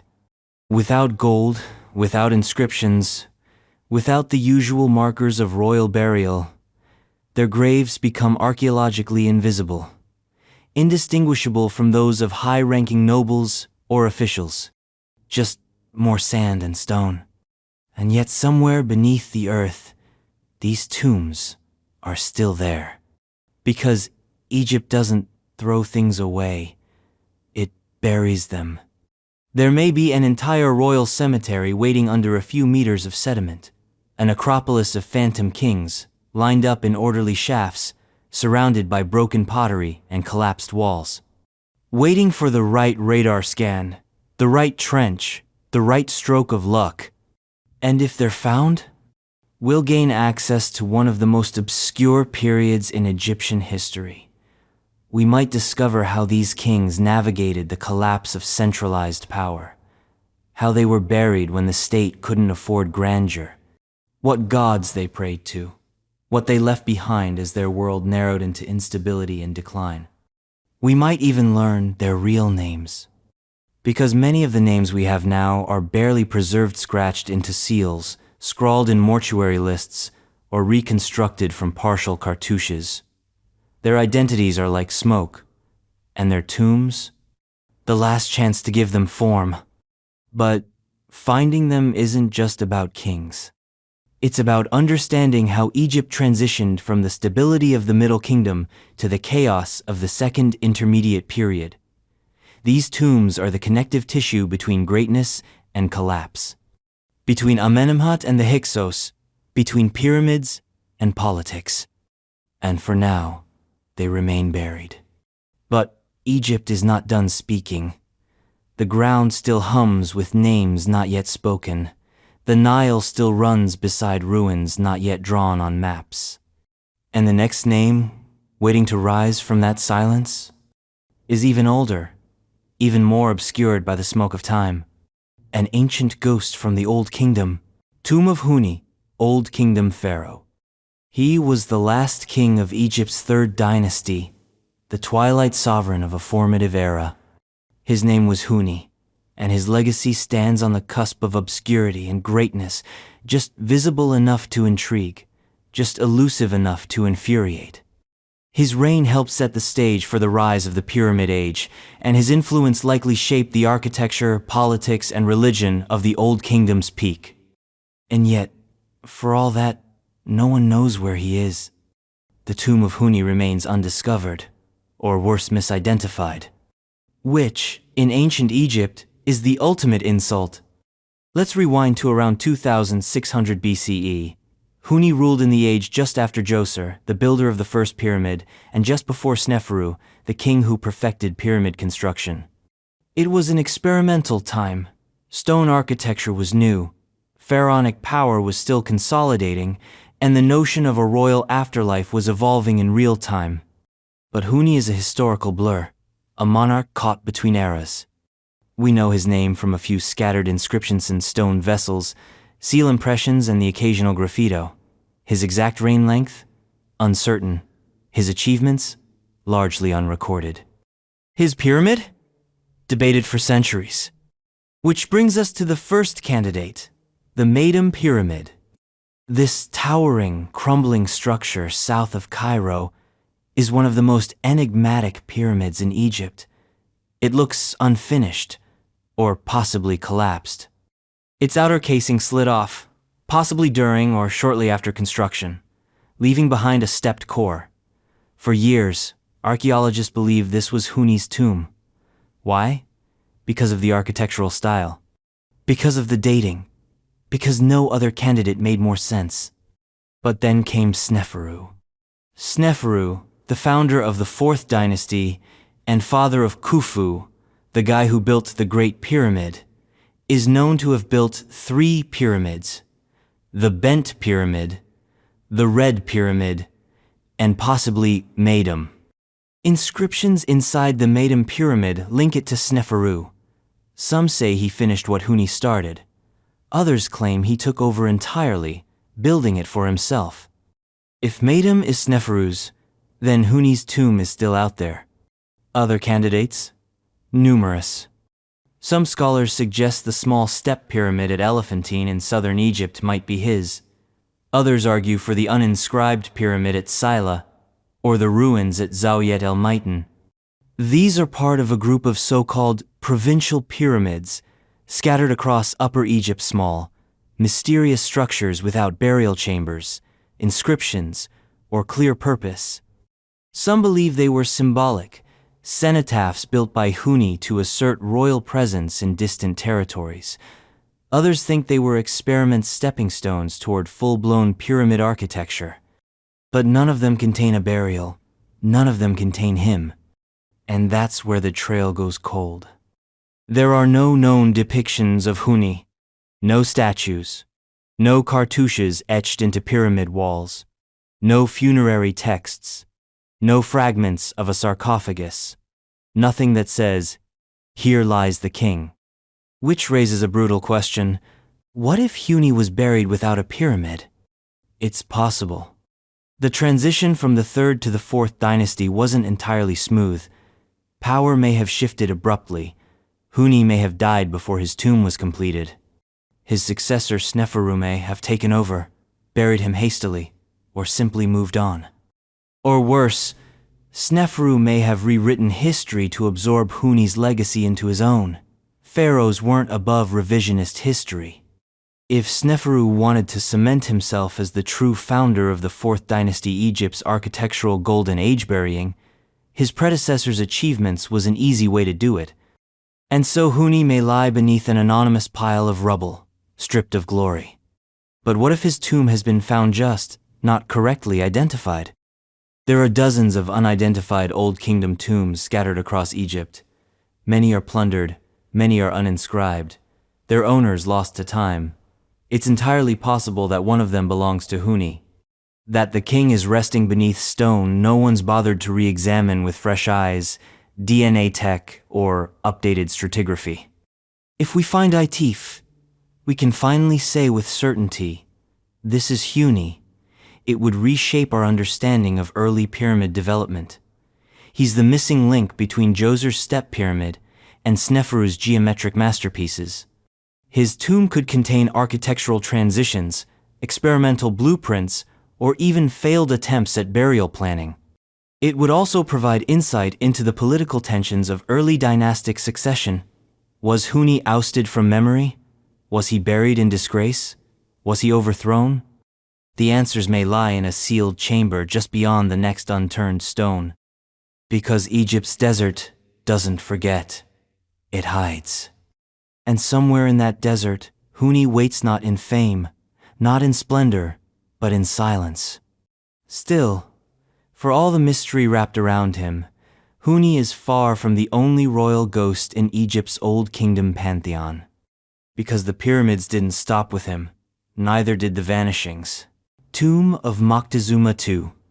He ruled an empire of obsidian and blood, a kingdom raised on skulls, gold, and prophecy. When the sun rose over Tenochtitlan, it shimmered on temples built for gods who demanded sacrifice.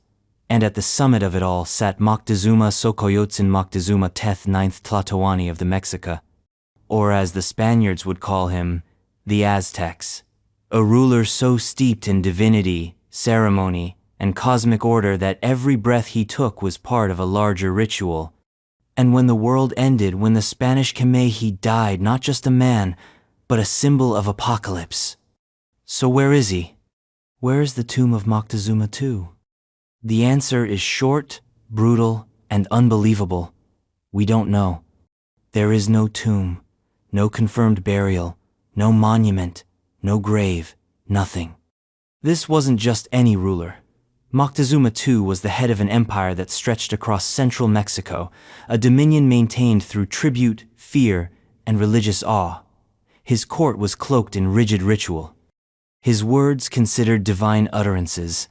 He spoke through intermediaries. His feet never touched the ground. And yet, when he died, whether at the hands of his own people or murdered by the Spanish, body vanished. Not figuratively, literally. He died in 1520, during the chaos that followed Hernan Cortez's arrival in Tenochtitlan. At first, Moctezuma tried diplomacy. He housed Cortez, fed him, gave him gifts. Some historians say he thought Cortez might be Quetzalcoatl, feathered serpent god returning from the east. Others think that's post-conquest mythology, spun to justify the disastrous outcomes. Either way, he was taken hostage in his own palace. Then the massacre at the Templo Mayor happened. Spanish forces killed Mexican nobles during a festival.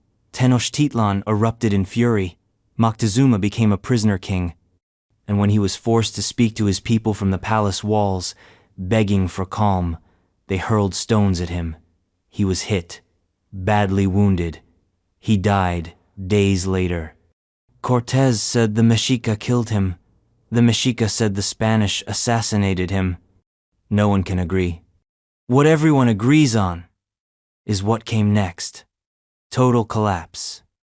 The Spaniards fled the city in the infamous La Noche Triste, the night of sorrows, leaving behind piles of gold and bodies in their wake. The Mexica regrouped under a new leader, Cuauhtémoc, and Moctezuma vanished. There's no confirmed record of what was done with his body. No grave, no marker, no royal tomb. And that's not just strange. It's unthinkable. Because in Mexica culture, death wasn't the end. It was a transformation. Kings were buried or cremated with specific rites, offerings, and symbolism. Their journey to the afterlife was carefully managed. It was cosmic logistics, especially for Tlatoani. But Moctezuma's death happened at the wrong time, in the wrong way. A time when the world was ending, when temples were burning, when priests were being hunted, altars defiled, and gods humiliated. The rituals required for a proper royal burial? Impossible. The city was collapsing, and so, apparently, was history itself. There are theories, of course. One holds that his body was cremated according to tradition, and the ashes were scattered or stored in a now-lost urn somewhere in the ruins of Tenochtitlan. Another suggests his body was hidden, secretly buried in or near the sacred precinct, possibly beneath the Templo Mayor or in the surrounding causeways and canals. A few even claim the body was taken by the Spanish, desecrated or thrown into the lake. There is no consensus. In 2007, a group of archaeologists excavating near the Templo Mayor believed they might have found a clue, a stone structure that could have served as a cremation platform or urn burial site for an elite individual. But no definitive link to Moctezuma. No inscriptions. No physical remains. More recently, urban development has complicated everything. Much of ancient Tenochtitlan lies beneath modern-day Mexico City, paved over, built up, forgotten. The sacred precinct is now surrounded by apartment buildings, shops, and metro stations. Digging there is nearly impossible without disrupting the living city. And so the past stays buried. But if his tomb or even a trace of his remains were ever found, it would be a revelation. Not just for archaeology, but for national identity. Because Moctezuma is more than a historical figure. He's a wound in the Mexican psyche, a symbol of betrayal, victimhood, imperial naivety, the king who lost it all. The man who bowed perhaps too easily and paid with his blood. His reputation has been endlessly revised, from coward to tragic hero to misunderstood leader. And still, he lies somewhere beneath the dust and noise of modern life, waiting to be understood. Finding his tomb would be like yanking a thread tied to every question Mexico still asks itself about its past. It would force a confrontation with colonial trauma, cultural resilience, and the myths we tell about conquest. Would his tomb be grand? Modest? Hastily dug?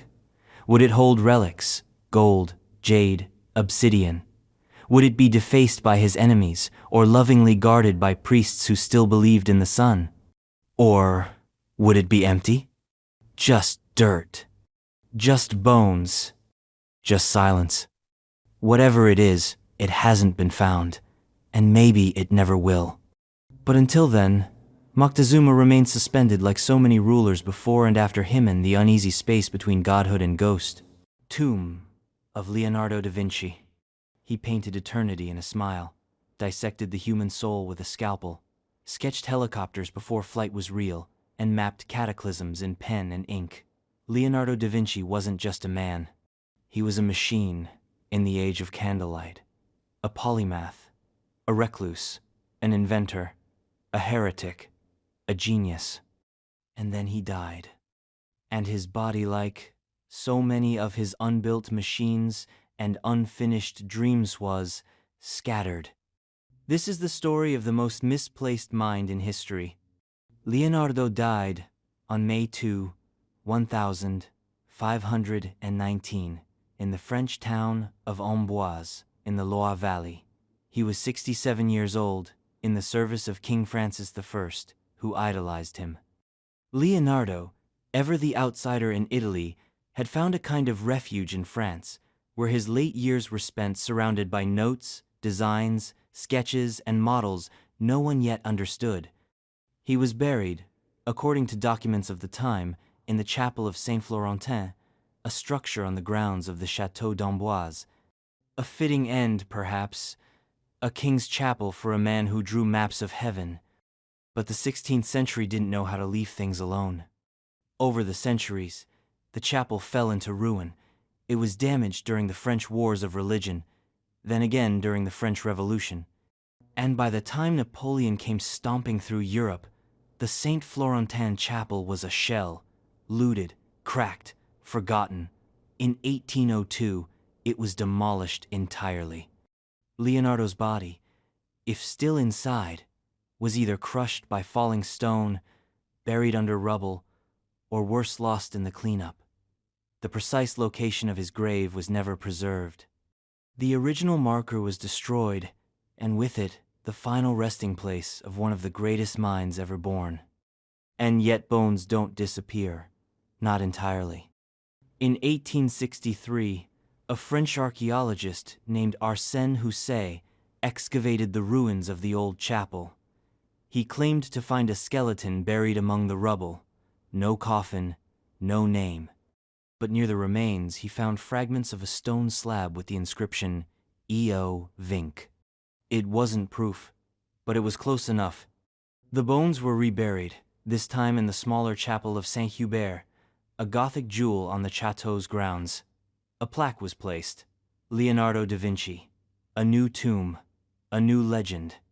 Tourists come. Flowers are left. But behind the stone, the uncertainty remains.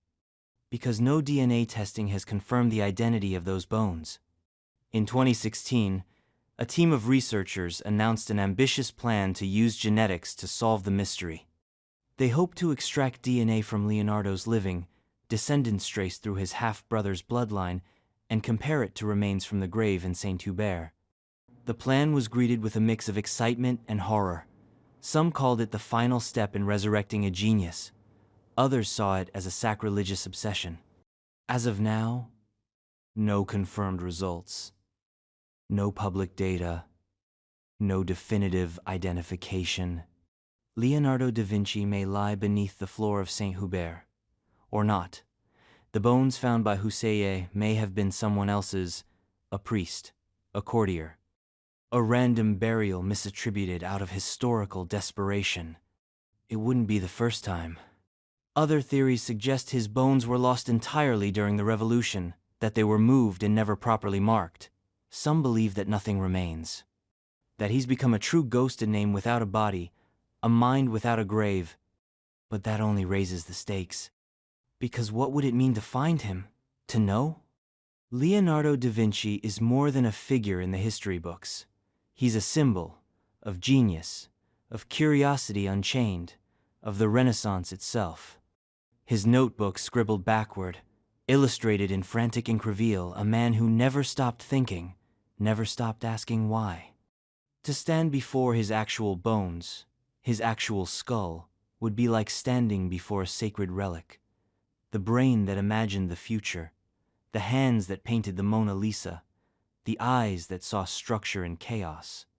And yet, maybe it's better we haven't found him. Because Leonardo always walked the line between presence and absence, between the visible and the theoretical. He left behind thousands of pages and only a handful of paintings. He built ideas, not empires. His tomb, if missing, might just be the final stroke of Ironia man who mapped the human body in exacting detail, erased from the physical record himself. Or maybe he's right there, beneath the stone marked with his name, and we're just afraid to open it. Afraid that inside, we'll find bones and silence. Or worse, that we won't. Because the fear of absence has always haunted humanity. It's why we build tombs, why we pile up monuments, why we name stars after kings. We don't want to be forgotten. And Leonardo, in death as in life, defies categorization. Maybe that's fitting. But he's not the only European whose bones have played tag with history.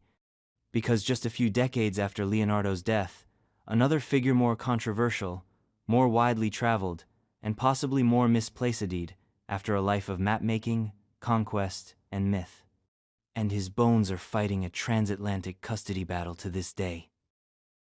True burial site of Christopher Columbus.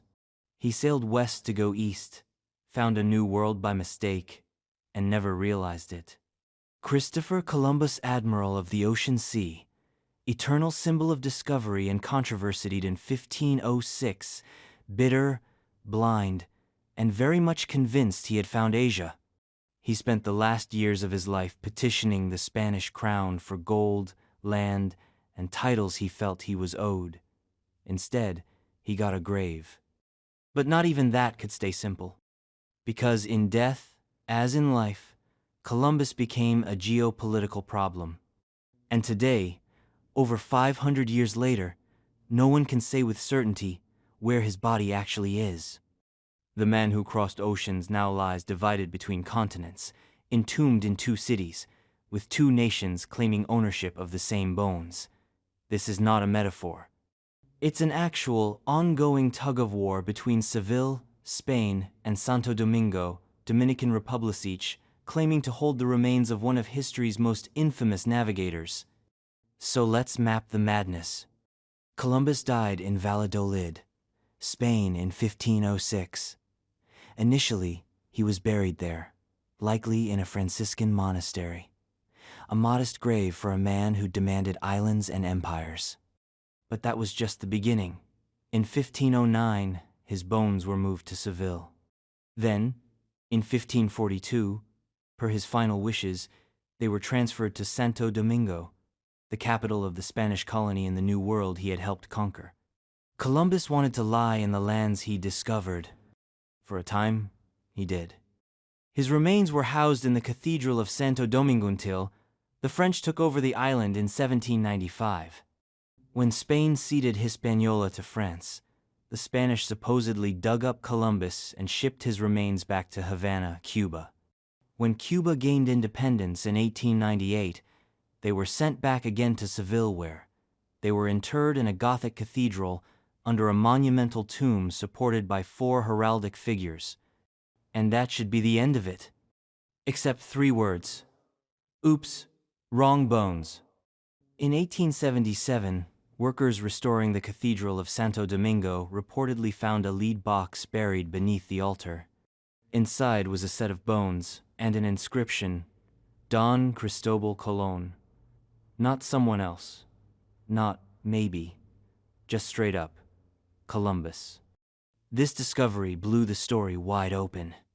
Dominican authorities insisted these were the real remains of the explorer, that the Spanish had moved the wrong bones in 1795, maybe those of his son Diego, who had been buried nearby. Since then, both sides have dug in literally and politically. In the early 2000s, Spanish scientists conducted a DNA analysis of the bones in Seville.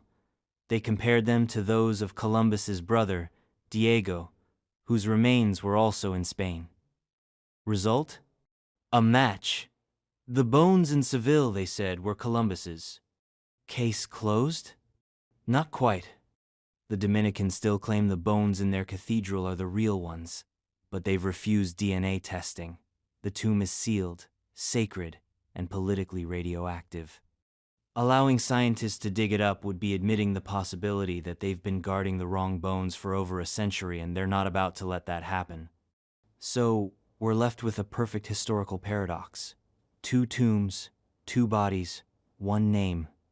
In Seville, Columbus lies in grandiosity. His coffin is held aloft in the air by statues representing the kingdoms of Castile, Leon, Aragon, and Navarre. He is elevated, exalted, imperial. In Santo Domingo, his remains are housed in the Faro a Colón, a massive, brutalist monument shaped like a cross and lit like a lighthouse. It's part tomb, part museum, part nationalist statement. A structure that screams permanence, even as the story inside trembles. So who's got the real deal? The best answer historians can give is probably Spain, possibly both, and definitely no one knows for sure.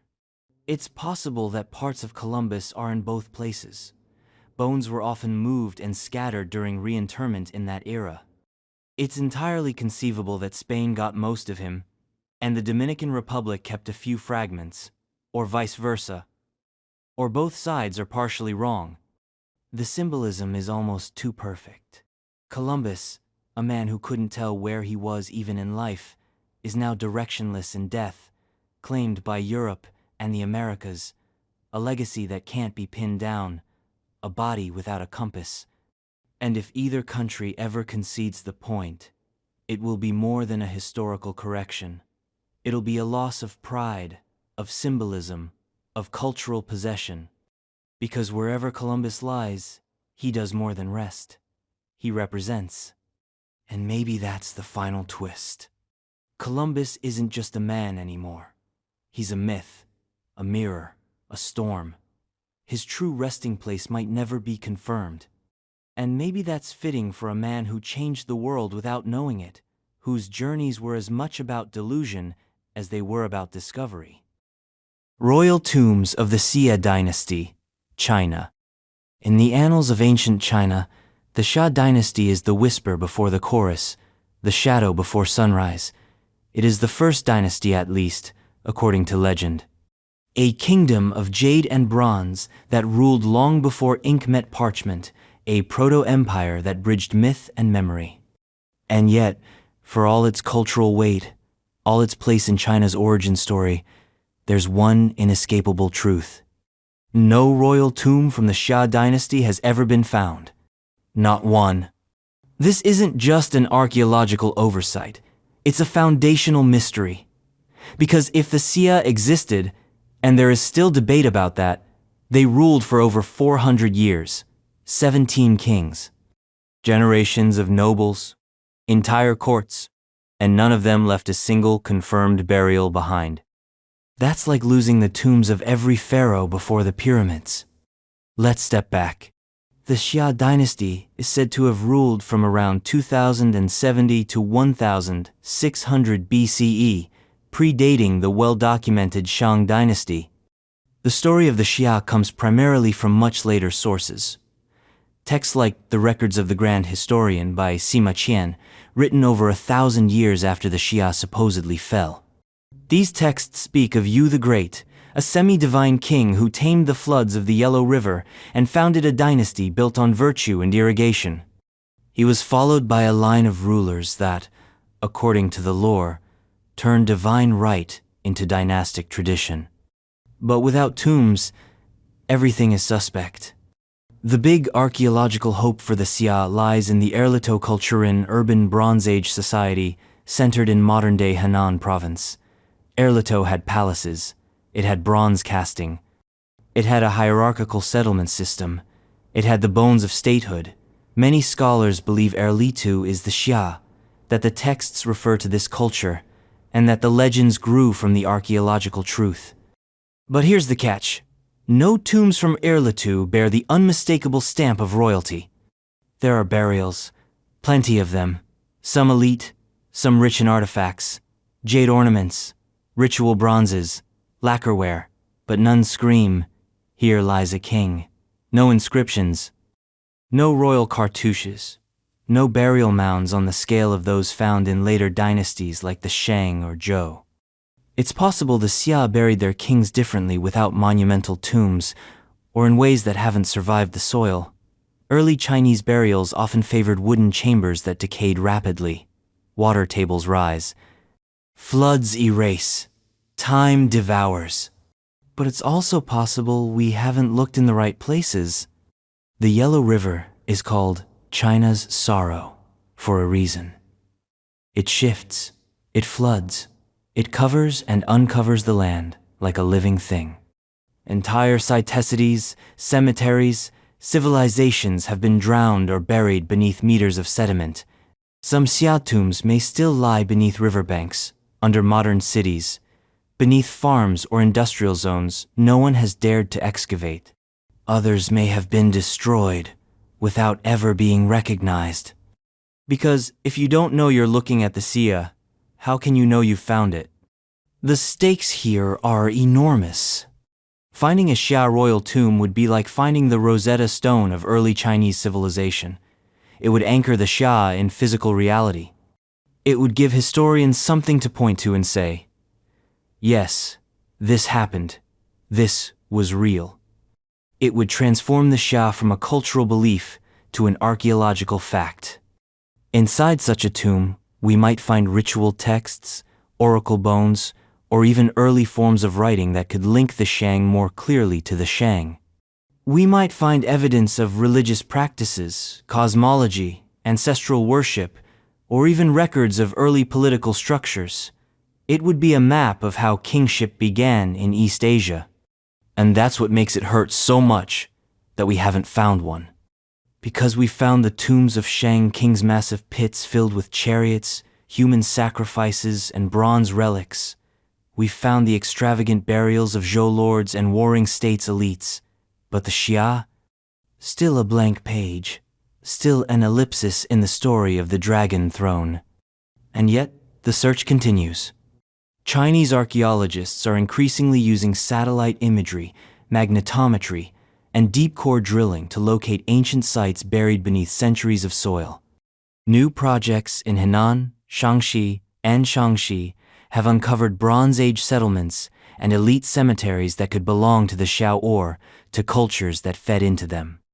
But the tomb of Yu the Great, if he even existed, is still mythical.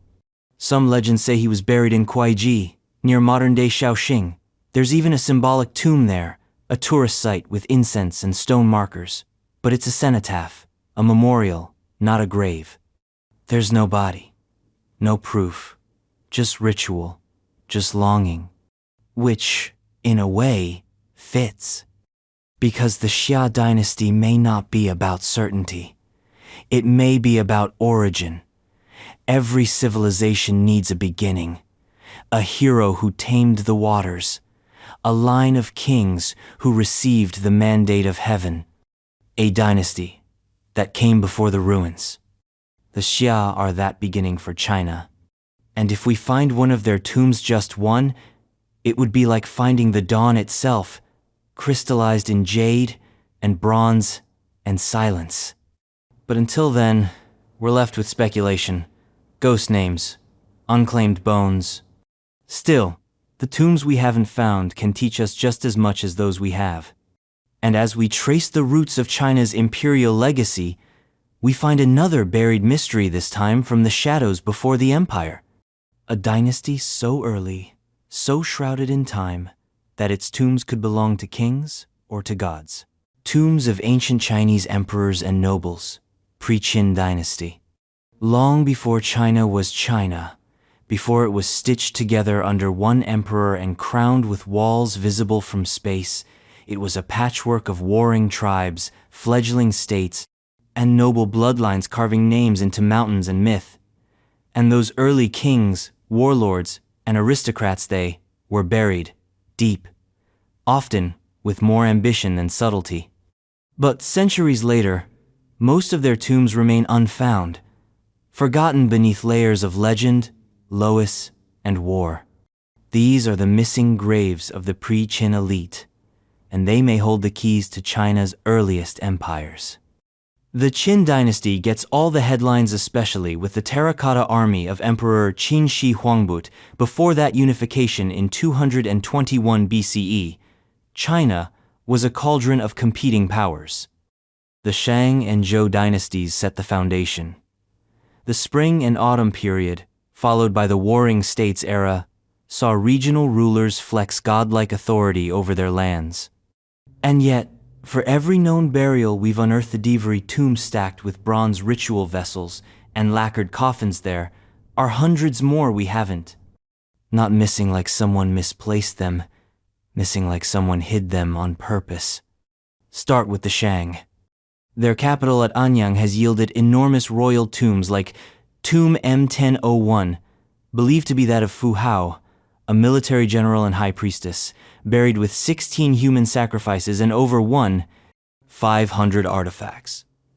It's one of the few Shang tombs discovered intact. Most others?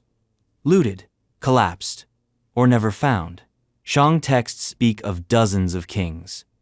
Only a handful of their tombs have been located. Why? Because these early royal burials weren't designed to be seen. They were built to be cosmic engines. The tomb was a microcosm of the universe, a place for the dead to continue ruling in the afterlife. As such, they were often massive underground chambers, sealed with layers of wood, clay, and stone. No markers, no monuments, nothing that could guide a grave robber. Just the memory of location, passed down in ritual. And when those rituals died out, so did the map. The Zhou dynasty followed, bringing with it the concept of the mandate of heaven, divine justification for kingship. But their tombs, too, are elusive. The western Zhou capital near Xi'an has yielded some royal graves, but the eastern Zhou, scattered, fragmented, often destroyed by war, fire, and centuries of agricultural development. And then came the Spring and Autumn period, 770–476 BCE, and the Warring States period, 475–221 BCE. Two epochs that saw the rise of powerful regional lords, many of whom ruled like kings in all but name. Their tombs should be everywhere. And in some cases, they are. Huge tomb complexes have been found in Henan, Shandong, and Hubei-som, stretching over several acres, complete with ramps, chariot pits, and sacrificial altars. But many are anonymous. No inscriptions, no names. The noble buried within remains a question mark wrapped in lacquer and gold, which leads to a haunting possibility. The greatest tombs of the pre-Qin era may already have been found. We just don't know whose they are. Worse still, many were destroyed in the political chaos that followed. The warring states were not known for their archaeological courtesy. States routinely looted each other's royal cemeteries as a form of economic warfare. If you couldn't beat a rival in battle, you could at least steal their ancestors. And for the pre-Qin elite, ancestor worship was everything. Tombs weren't just family crypts. They were power plants, places where the living could commune with the dead, where rituals ensured the continuity of rule, fortune, and divine favor. To rob a tomb was to kill a bloodline, politically, spiritually. It's no wonder so many were buried in secret, but some might still be waiting. Advances in subsurface imaging, LiDAR, magnetometry, drone scanning gear slowly peeling back the surface of central China's river valleys and lowest plateaus. And what they're finding is staggering.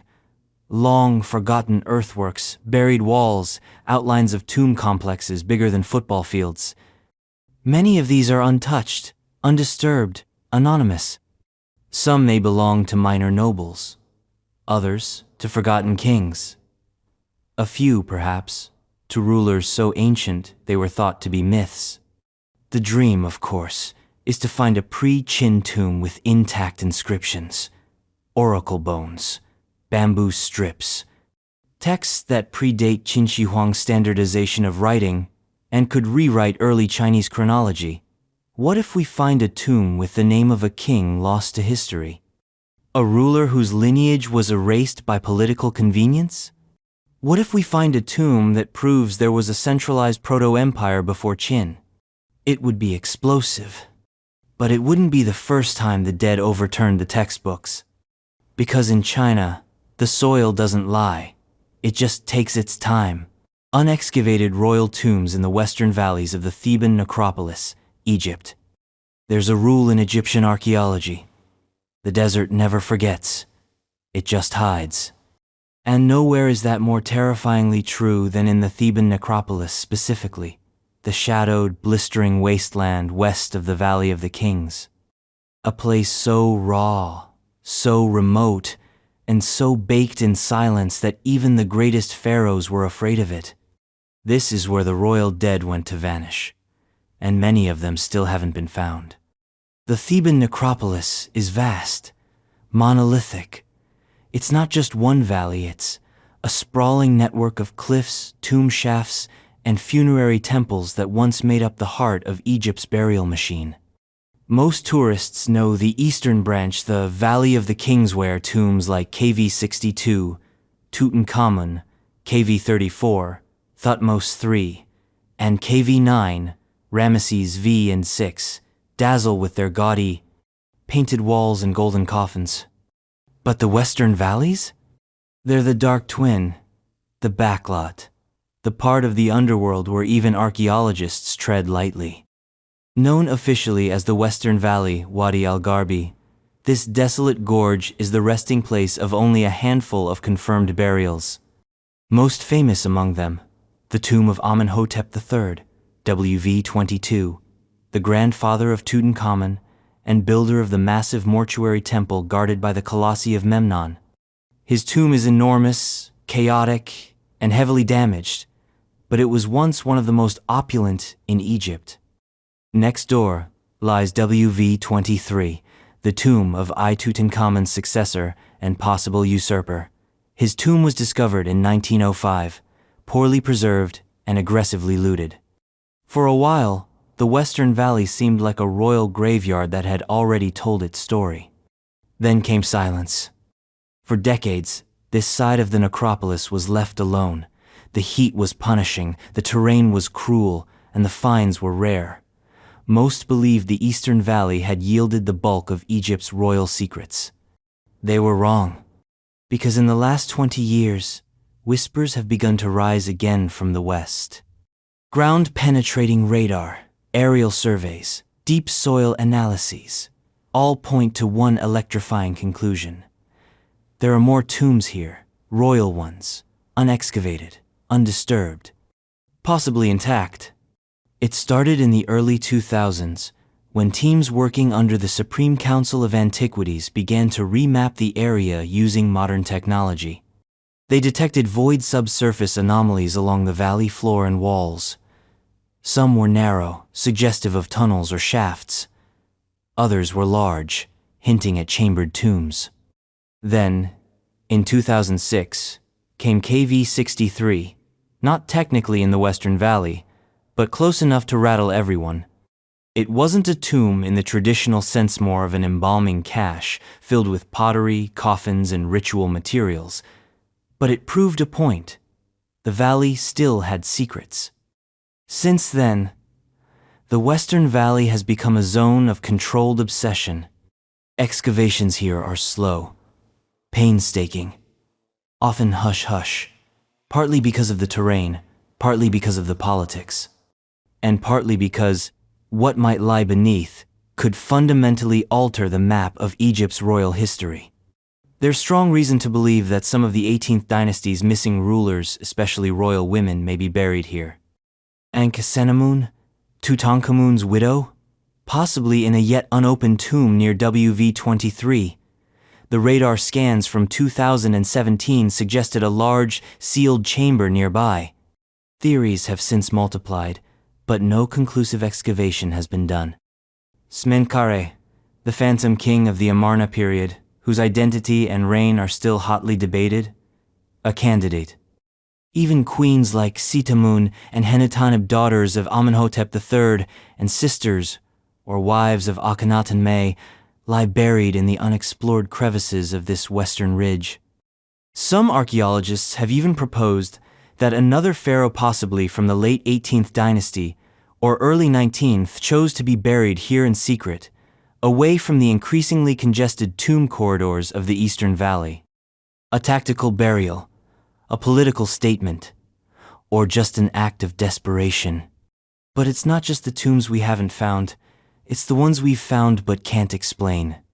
There are several shafts in the Western Valley that lead to unfinished chambers. No bodies, no inscriptions, just cut stone, abandoned tools, and the ghost of purpose. Were they abandoned projects? Decoys? Tombs erased by looters or floods? Or were they never meant to be seen? Egyptian royal burials weren't just about resting the dead. They were about shielding power, guarding it in the earth. The Valley of the Kings was a security system carved into geology. But the Western Valley? That was something more primal. Isolation. Exile. The kind of place you buried someone who either mattered too much or not enough. And in that scorching quiet, it's easy to believe the dead still wait. Tombs here would be unmarked. No pyramidion, no wall text, just a flat surface of wind-scoured stone. That's how KV-62 stayed hidden until 1922. That's how others could still be hiding feet from excavation sites, inches from discovery. If even one of these suspected tombs in the Western Valley is found intact, the implications would be massive. A sealed burial from the 18th dynasty could fill in gaps about the Amarna collapse, about royal succession, about the ritual mechanics of kingship during Egypt's most experimental period. It might even resolve debates that have raged for over a century: the identity of Tutankhamun's mother, the final fate of Ankhesenamun, the burial of Smenkhare. It would be a bomb dropped into the timeline. But as of now, the tombs remain sealed, unreachable. The archaeologists dig, scrape, wait, and the heat climbs. Because the Western Valley doesn't give up its dead easily. And yet, somewhere beneath that silent slope, beneath shattered limestone and time-choked Guliesa, royal sleeps, whole, untouched, undisturbed since the night priest sealed the final block and slipped away in the dark, waiting for the world to find him, or her, or them. But not all ancient tombs are hidden by choice.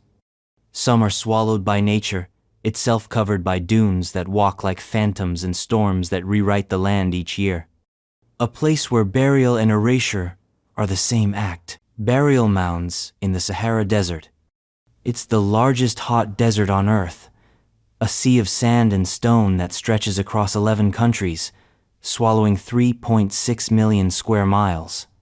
The Sahara is a crucible of extinction and endurancia place, where the wind erases footprints within minutes, where cities crumble to dust before they can rot, and where time is measured in dunes, not dynasties.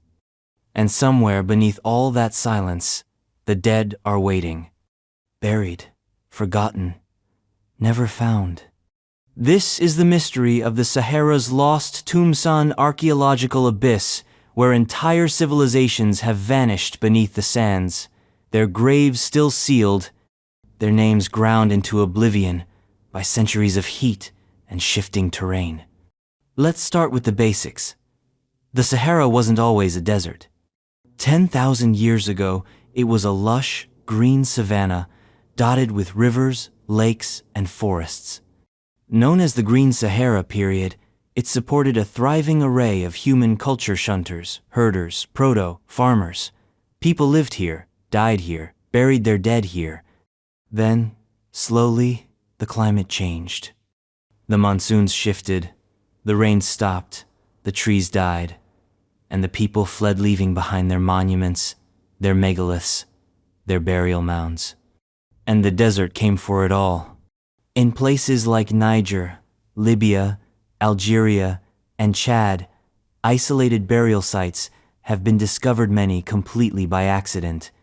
Some are rock cairns, some are deep shaft tombs, others are sprawling necropolises that date back to the Neolithic or early Bronze Age. Most have no names, no records, no inscriptions.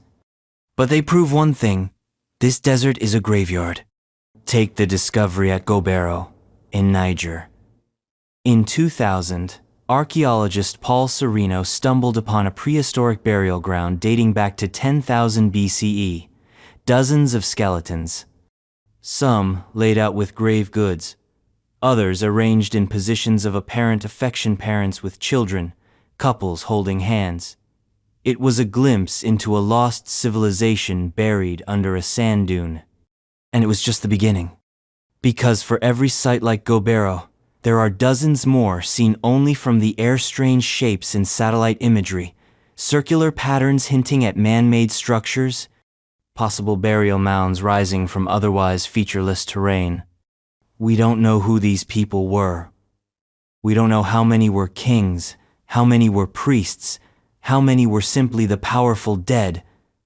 But their tombs are there, and we've barely scratched the surface. Then there are the Garamantes, an ancient Saharan civilization based in modern-day Libya. The Garamantes were once considered a footnote in Roman Texan nuisance tribe of desert raiders. But archaeology has revealed something far more complex: an urbanized society with cities, agriculture, and most importantly, cemeteries. Thousands of burial mounds tumuli dot the Fezzan region, some visible only by LiDAR or drone survey. Many of these tombs have never been excavated.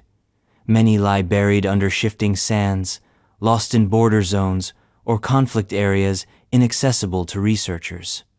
Some may contain elite burials. Others may go back far earlier than the Garamantes, to Proto-Berber cultures whose histories have been completely lost. And the deeper you go, the weirder it gets. In the Tassili and Ager Plateau in Algeria, rock art depicts scenes of burial and afterlife rituals, bodies laid on biers, wrapped in robes, surrounded by what appear to be animals and offerings. These aren't just symbolic, they're funerary blueprints. And yet, there's almost no trace of where these people ended up. No formal tombs found, no excavated cemeteries, just scattered bones. Just art that points to graves now buried so deep that only satellite-guided excavation might find them. Some scholars believe there are full-blown necropolises beneath the Sahara's dunes, possibly entire cities of the dead lost beneath centuries of accumulated sand. The desert doesn't just erase, it preserves. What it buries, it often fossilizes in place, waiting, untouched, unlooted, for someone to notice the right bump in the topography. But that's the problem. The Sahara is deadly to archaeologists. Heat, sandstorms, political instability, landmines, smuggling routes, entire countries rendered no-go zones for decades at a time. Many of the most promising sites are inaccessible, not because we don't know they're there, but because we can't safely reach them. Which means the royal tombs of the Sahara may be out there, kings of vanished empires, queens of unknown peoples, desert priests buried with obsidian and gold, bodies preserved in sand, curled beneath forgotten shrines, but we may never see them. Unless the desert shifts. Unless another drought, another flood, another satellite scan cracks the veil. Until then, all we have are rumors. Stories passed down by Tuareg nomads about tombs beneath certain dunes, legends of ancient kings whose burial sites are guarded by curses or spirits, unconfirmed reports of golden masks, desert mummies, and half-excavated burial pits found and abandoned during colonial expeditions. Even modern satellite data hints at more. Archaeologist David Mattingly has mapped over 100,000 potential burial sites in the Sahara using remote sensing, many of which remain untouched. Every one of them could be a doorway to a forgotten dynasty. Every one of them could hold a crown, a coffin, a name. But for now, they sleep, and the wind covers their tracks. Yet the idea of unexcavated burials isn't unique to the desert. Across the ancient world, other unseen tombs are hidden in places you'd never expect in plains, in forests, in cities built over cities. Because sometimes, the dead are right beneath our feet. Prehistoric burial mounds in Europe, they rise like the backs of sleeping giants, rounded, grassy humps scattered across the European countryside. You've passed them 1,000 times, beside highways, in farmers' fields, on windswept moors and dense forest clearings. Silent, modest, mysterious. They are burial mounds, and many of them are older than the pyramids. Europe's prehistoric barrows, tumuli, and cairns are among the oldest surviving human structures on the continent. And they are legion. From the chalk hills of southern England to the Carpathian Basin, from the peat bogs of Ireland to the stone-studded plains of Denmark and Germany, they dot the landscape like forgotten punctuation marks in a language we no longer speak. And here's the kicker. We've only opened a fraction of them. Thousands remain untouched, sealed, undisturbed since the day Bronze Age hands piled the last stone or stamped down the last clod of earth. Which means this continent is still, in many ways, a graveyard of kings, chieftains, shamans, and gods buried without fanfare, waiting to be found. These aren't your grand Egyptian tombs with golden sarcophagi and epic wall murals. European prehistoric mounds are quieter, more austere, but no less powerful. They hold stories of migration, warfare, ritual, and death from a time before writing, a time when a grave was a map and burial was a cosmology. Let's start with the Neolithic. The oldest mounds in Europe date back over 6,000 years. Places like Newgrange in Ireland, Machaut in Orkney, and Gavrinis in France weren't just tombs. They were astronomical devices. Time machines, stone calendars that aligned with solstices and equinoxes. Inside them, human remains lie tucked into stone chambers like offerings to the universe. These were not just burials. They were cosmic negotiations. Newgrange, for example, is aligned so that sunlight pours directly into its central chamber only on the winter solstice, a beam of resurrection, a handshake with the sun. The people buried there were not ordinary. They were high status, elite, possibly deified, and yet only a handful of such sites have been excavated. Many more still lie beneath grassy hills across Ireland and Britain, undisturbed. Then came the Bronze Age.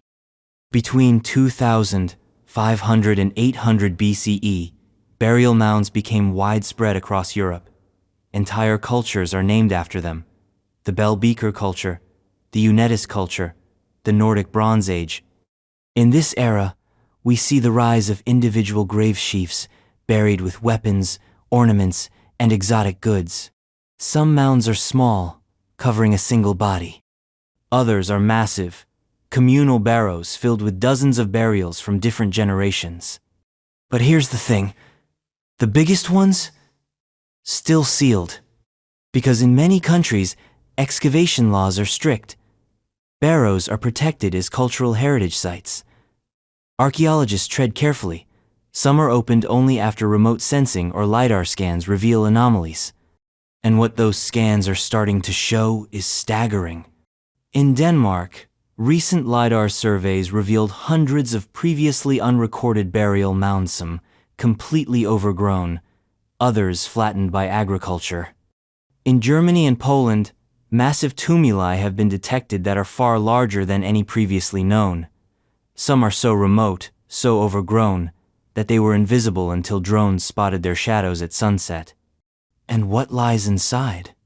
Weapons, jewelry, horses, chariots, sometimes gold, but more often symbolic items: daggers made of flint, beads made of amber, axes carved from stone harder than steel, bodies laid in fetal positions, facing cardinal points, as if curled for rebirth. But the most valuable thing in these tombs isn't gold, it's context. DNA, bone chemistry, artifacts that tell us who these people were, where they came from, what they ate, what diseases they carried, what languages they might have spoken, how they moved across a continent still reeling from the last ice age. Because the burial mound wasn't just a grave, it was a statement, a claim. This is our land, this is our blood, and every mound is a time capsule waiting to explode. Then came the Iron Age. Enter the Celts, the Scythians, the Hallstatt and La Tène cultures. Royal burials in this era take a turn for the theatrical. Massive barrows, timber-lined tombs, iron weapons, bronze cauldrons, imported Greek and Etruscan luxury goods. One of the most famous examples, the Hochdorf chieftain's grave in Germany.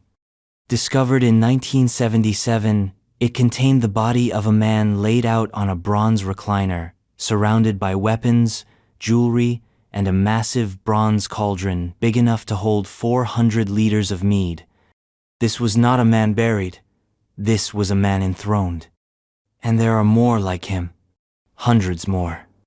In France, in Austria, in the Czech Republic, tumuli dating from this period remain unopened.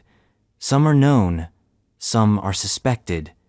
Many are buried beneath modern roads, cities, or agricultural land. Excavation is either impossible or politically fraught. But they're there, and what we've already found is just a taste. So imagine this, a pristine tumulus, unlooted, unopened, sealed, for over 2,500 years. Inside, a warrior king, his armor intact, his sword untouched. His bones whispering stories of migration, conquest, and cultural fusion, a grave that rewrites the map of pre-Roman Europe. That's what's at stake. Because every mound is a gamble. Open it, and you risk damage. Leave it, and you risk forgetting. But somewhere out there, in a sheep pasture, or beneath a quiet patch of forest, the next Hochdorf waits. And that brings us to a different kind of burial mysteryon, where the tombs are already found, but barely explored. An underground labyrinth where death is stacked like books, waiting for the right reader. Unexplored, portions of the Roman catacombs. Beneath the streets of Rome, death is stacked in silence. Not metaphorically, literally. Miles and miles of tunnels snake under the eternal city, a latticework of crypts carved out of soft volcanic tufa. These are the Roman catacombs, a necropolis for the dead, stretching through the underworld like veins. Dark, damp, and disturbingly infinite. And despite centuries of excavation, tourism, and holy reverence, vast sections of these catacombs remain completely unexplored. Locked, collapsed, forgotten. And they may still contain tombs, royal ones, noble ones, or something far stranger. There are over 60 known catacombs beneath Rome. The big names San Callisto, San Sebastiano, Domitilla, Priscilla are open to the public, cleaned up and lit with electric bulbs for nervous tourists. But beyond those manicured tunnels lies a true archaeological abyss. Collapsed corridors, flooded chambers, air so stale it kills, networks so convoluted even modern mapping equipment struggles to chart them. And it's in those unseen spaces that the mystery lives. The Roman catacombs were never just cemeteries. They were statements of identity, resistance, and in the case of the early Christians, quiet defiance. They weren't hiding because they were afraid. They were burying their dead according to their own rules, on their own terms, in the shadow of a pagan empire that demanded conformity. But they weren't the only ones down there. The Jews of Rome, too, carved their own subterranean graveyards. So did wealthier pagan families. So did cults. So did people we haven't even properly classified yet. Some of the catacombs date to the 2nd century CE, others to the 4th or later. The dead kept coming, and the tunnels kept growing, vertically, horizontally, inward, downward. In some catacombs, bodies are stacked 5 layers deep, the tombs hewn into walls like drawers in the filing cabinet of eternity. In others, larger room-scalled cubiculas served as family crypts, decorated, painted, sometimes sealed. And it's those sealed cubicles that are the real prize. Because some have never been opened. Why? Sometimes they were bricked up, sometimes forgotten, sometimes the entrances collapsed and no one bothered to dig them out. In the chaos of the late Roman Empire plagues, sackings, imperial crises, whole sections of the catacombs were abandoned, then reappropriated, then lost again. Which means, in the unexplored parts, we could still find intact burials. Elite burials. Unlooted, undecayed, and untouched by light. Sarcophagi carved with symbols we don't recognize. Inscriptions in half-dead dialects. Bones dressed in ceremonial garments. Mosaics still clinging to the walls. Gold leaf frescoes that haven't seen a human eye since the 4th century. And maybe more. Because some of the greatest catacomb finds were accidents. In 1854, workers in the catacomb of San Callisto uncovered a previously unknown corridor filled with over 100 burial niches still sealed. Among them, saints, martyrs, and possibly members of the imperial household. In 1955, archaeologists in the Domitilla catacombs uncovered a large painted crypt, its ceiling covered in rare frescoes of Old and New Testament since intact, brilliant, and completely unknown to history until that moment. And even now, in the age of laser scanning and underground drones, vast sections remain unmapped. The Vatican holds detailed records, but much of that data is old, patchy, or classified. Not out of secrecy, out of fear. Because these places are dangerous. The air is stale, the floors unstable, the maps unreliable. Even the most skilled explorers can lose their way. One wrong turn, one cave-in, and you're entombed yourself. But for archaeologists, the risk is worth it. Because the catacombs are more than cemeteries, they're time capsules. And every sealed chamber is a story no one's heard yet. If we find tombs from the early Christian bishops, or from Roman aristocrats sympathetic to Christianity before Constantine's conversion, it could reframe how we understand religious transitions in Rome. If we find Jewish burials sealed since the 2nd century, we might gain first-hand insight into how diaspora communities clung to identity amid persecution. And maybe, just maybe, there are tombs down there that don't belong to any known group. Forgotten cults, lost sects, dead emperors buried in secrecy, or something even stranger. Some believe the true tomb of St. Peter might not be beneath the Vatican, but hidden deeper in the necropolis, somewhere in the unscanned zones of the catacombs. Others whisper about early Gnostic leaders buried with forbidden scriptures, scrolls, icons, a gospel that was never canonized. All of it lost. All of it waiting. Because in the catacombs, time isn't measured in centuries, it's measured in air. How long has a corridor been sealed? How long has that dust lain undisturbed? How many names lie behind brick walls, scratched onto limestone with the last flicker of oil lamplight? Until we open more, we won't know. And so they wait.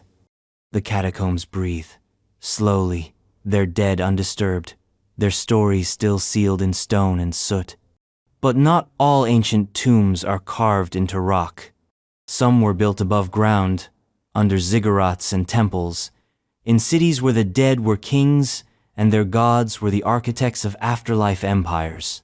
And among those cities, the ones that have barely been scratched, The ruins of ancient Mesopotamia.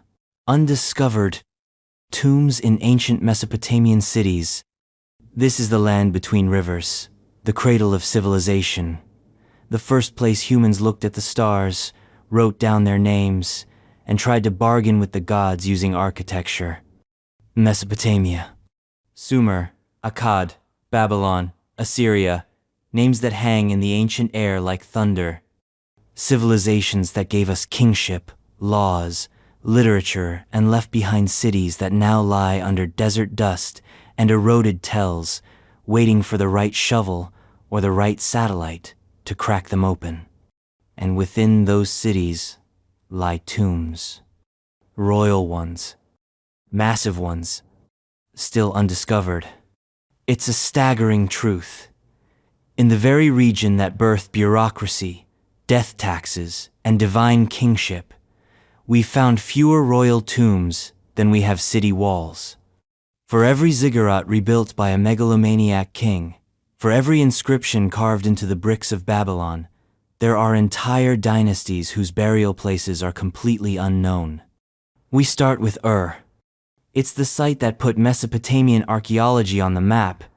In the 1920s and 30s, Sir Leonard Woolley excavated the Royal Cemetery of Ur, a series of graves dating back to around 2600 BCE. It was a revelation. Dozens of high-status burials, some of them sumptuous. One in particular, the Great Death Pit, contained the remains of a queen, Puabi, buried with an orchestra of attendants, oxen, chariots, gold headdresses, and a carnage of ritual suicide, or murder. Depends on how you read the bones. But Puabi wasn't even a major ruler. The great kings of Urur-Nammu, Shulgi, Amar-Sin left inscriptions, statues, law codes, but their tombs? Missing.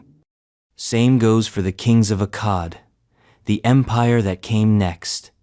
Sargon the Great, Naram-Sin, the men who forged the first multi-ethnic empire in recorded history. The men whose inscriptions litter Mesopotamia like dropped names, their tombs? Gone. The most plausible theory is that they lie beneath or near their capitals Akkad, Agade, and other lost cities whose exact locations are still debated. Akkad, Sargon's city, has never even been conclusively found. Its tombs are ghosts of ghosts. Then there's Babylon. Everyone knows the name. Nebuchadnezzar, Hammurabi, the Hanging Gardens, the city of myth and biblical flame. Its walls were thick enough to drive chariots on. Its temples were stacked like stairways to heaven, and its kings were deified. So where are they? Where is Hammurabi's tomb?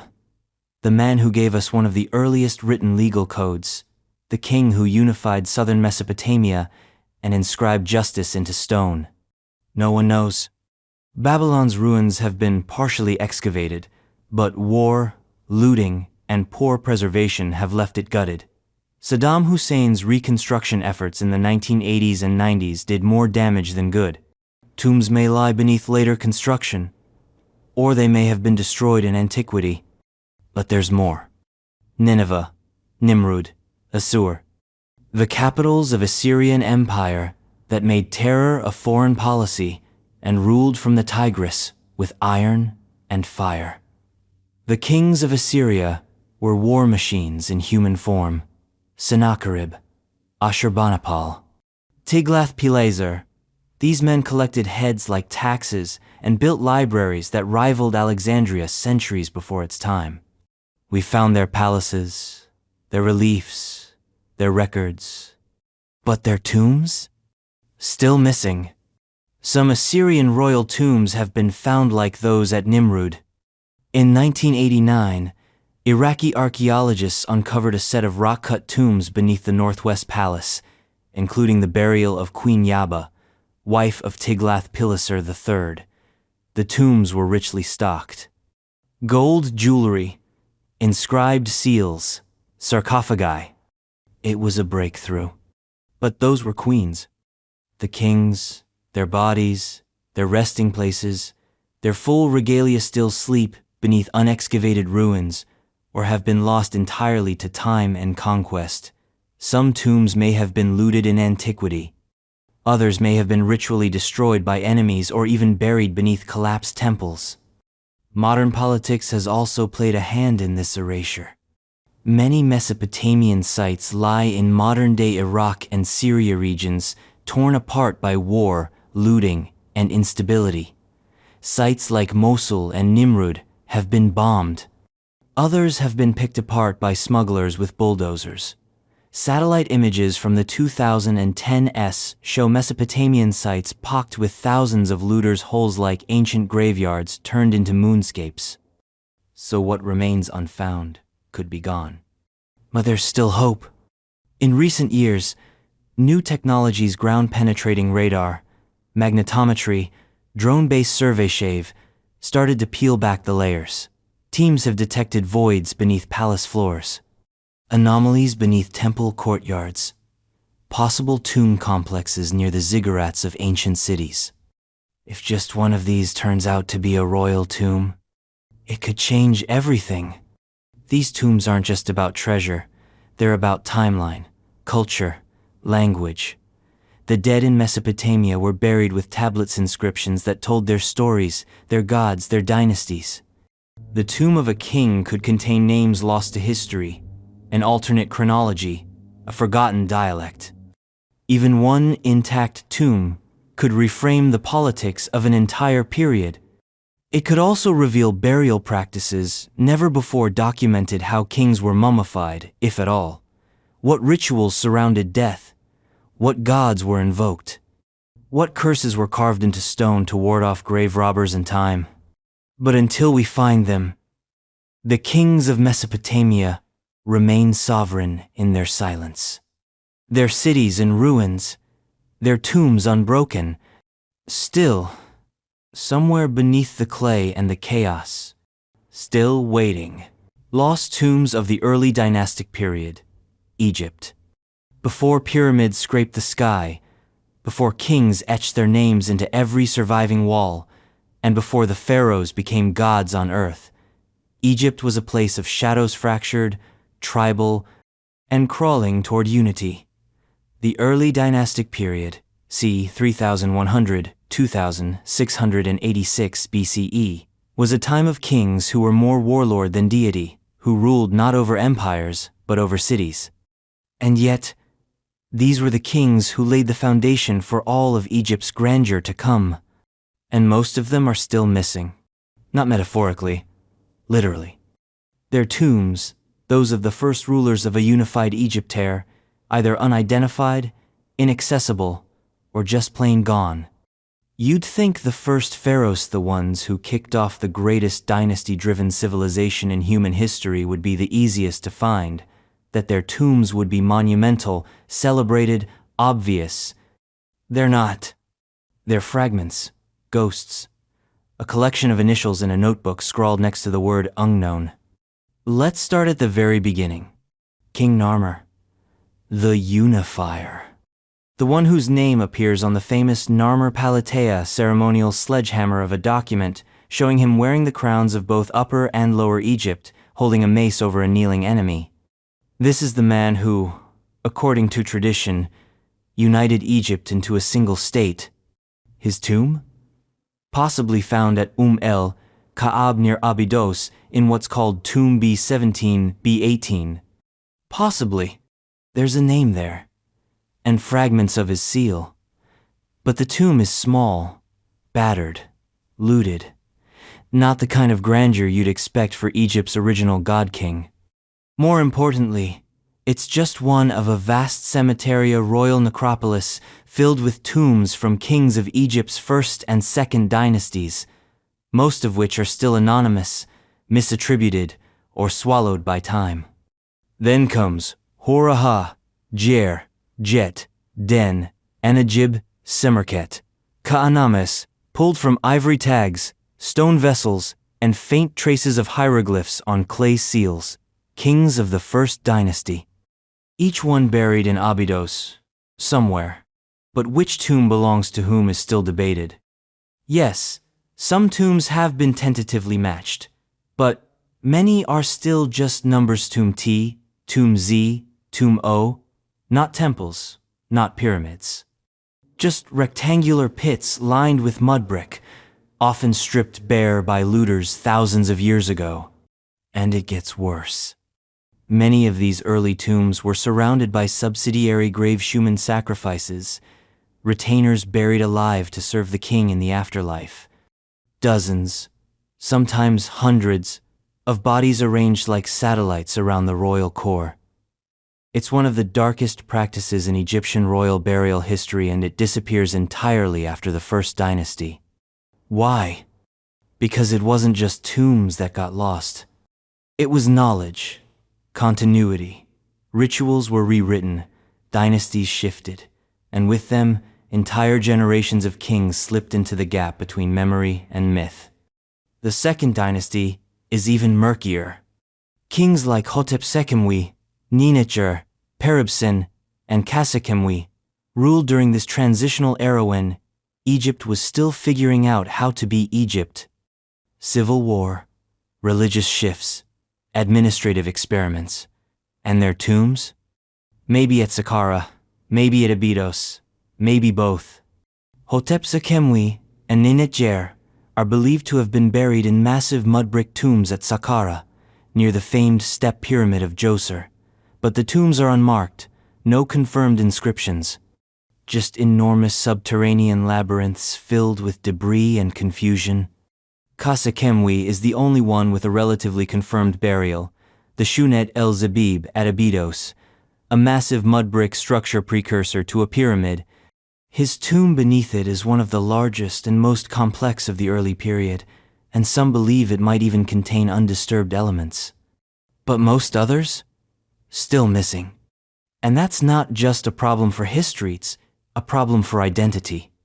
Because these are the rulers who set the tone, who created the architecture, the rituals, the ideology that made pyramids possible. If we don't know how they died, how they were buried, or where they lie, we're missing the operating manual for Egypt's greatest age. What were their grave goods? What gods did they invoke? What funerary texts, if any, did they use? Did they mummify? Were they entombed alone or with consorts, retainers, and animals? We don't know, because the desert has swallowed the truth. But it's still out there. Modern excavations in Abydos, led by teams from the University of Pennsylvania and other institutions, have used remote sensing and digital mapping to identify structures beneath the sands. Some may be unfinished tombs. Some may be entire burial complexes. Some may be the keys to re-identifying kings whose names we've only seen on scraps of pottery. If just one intact tomb from the early dynastic period is found, one could revolutionize our understanding of pre-pyramidal Egypt. It might answer whether Narmer and Menes were the same person. It might explain why the cult of Osiris took root in Abydos. It might even reveal why human sacrifice was abandoned and why kings started building their tombs in Saqqara instead of Abydos. But until we find it, the story stays incomplete. The first kings of Egypt, those who ruled before gold masks, before Book of the Dead papyri, before even the idea of pharaoh, remain nameless bodies in unmarked pits, their graves unvisited, their legacies half-formed. And yet, the bones are still there, somewhere, wrapped in the first linen, buried with the first ritual, waiting in the dark. And, speaking of ancient peoples wrapped in silence, there's a whole civilization we barely understand, one that rampaged across the Mediterranean like ghosts, leaving fire and ruin in their wake, and whose dead have never been found. Burial sites of the sea peoples. They came like a storm without warning, from nowhere and everywhere at once. Around 1200 BCE, the sea peoples erupted into the eastern Mediterranean like a plague, with sails-burning cities, toppling kingdoms, and rewriting history through violence. They smashed the Hittites. They mauled the Mycenaeans. They nearly broke Egypt. And then, just as suddenly as they arrived, they vanished. No known homeland, no cities, no monuments, no king lists, and perhaps most haunting of all, no tombs. This isn't just an archaeological gap, it's an existential riddle, because these weren't minor raiders or seasonal pirates. The Sea Peoples were civilization killers. They are associated with the Late Bronze Age collapse, a cataclysmic cultural extinction event that saw some of the most powerful empires in the world crumble into the sea. And yet, we've never found one of their burial sites. Not one confirmed cemetery, not one tomb, not even a single unambiguous grave that says, "Here lies a sea person." Who were they? Egyptian records, particularly those of Ramesses III, refer to them as a confederation: the Peliset, Jeker, Shekelesh, Denyen, and Weshesh. They came by land and sea, with ox-drawn carts and iron weapons, and fought with terrifying cohesion. In wall reliefs at Medinet Habu, they're shown with feathered headdresses, round shields, and ships whose hulls mirror their victims' burning cities. The battle scenes are grandiose and mythic in scale, but in all that wreckage, no one mentions what they did with their dead. That's the core of the mystery. You don't wage war like that on that scale, for that long without leaving bodies, casualties, cemeteries. Warriors don't just disappear, they fall, they rot, they're buried, or burned, or entombed. So, where are the Sea Peoples dead? One theory is simple: they are buried but under different names.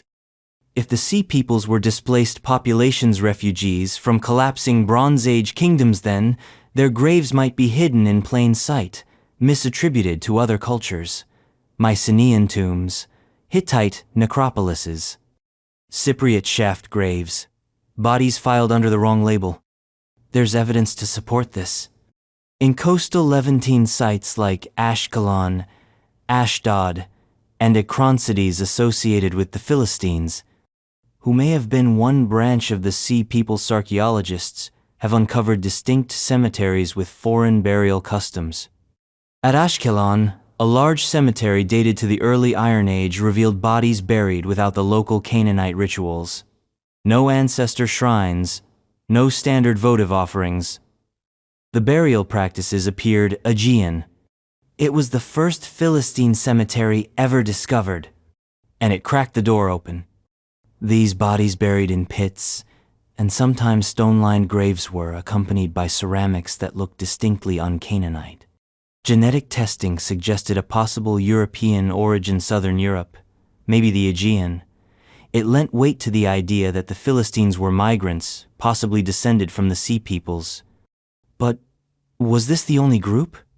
The Shekelesh and Denyen are speculated to be linked to Sicily and mainland Greece. The Weshesh, possibly Western Anatolia. The Jeker, Cyprus, or the Levant. These names may be echoes of real ethno-linguistic identities, but without tombs, it's guesswork. And the other problem? Many of these regions have been continuously inhabited for millennia. Graves are built over, cemeteries become farmland, urban sprawl erases the past. Even in promising areas like coastal Turkey or northern Egypt, the sands of time haven't just buried the Sea Peoples, they've obliterated them. Unless they were never buried in the first place. Another theory: they left no tombs because they buried no one. Nomadic, maritime, always moving. The Sea Peoples may have practiced cremation or sea burials. Their funerary customs could have been ephemeralski burials, ritual exposure, practices that left little or no trace. If they were an alliance of displaced peoples, as many scholars believe, then their culture may have been inherently transient. No stable ground, no temples, no tombs. Just ships, war, and the long memory of fire. But here's the twist. Even if we never find a formal Sea People tomb, that absence itself is a kind of monument. A silence louder than stone. Because their story survives not through their graves, but through the ruins they left behind. Ugarit, Hattusa, Mycenae, Alalak, Enchemicides scorched and crumbled in their wake. They wrote their legacy in destruction. And yet, the archaeologist's dream remains. A grave, untouched, a Sea People warrior buried with foreign weapons.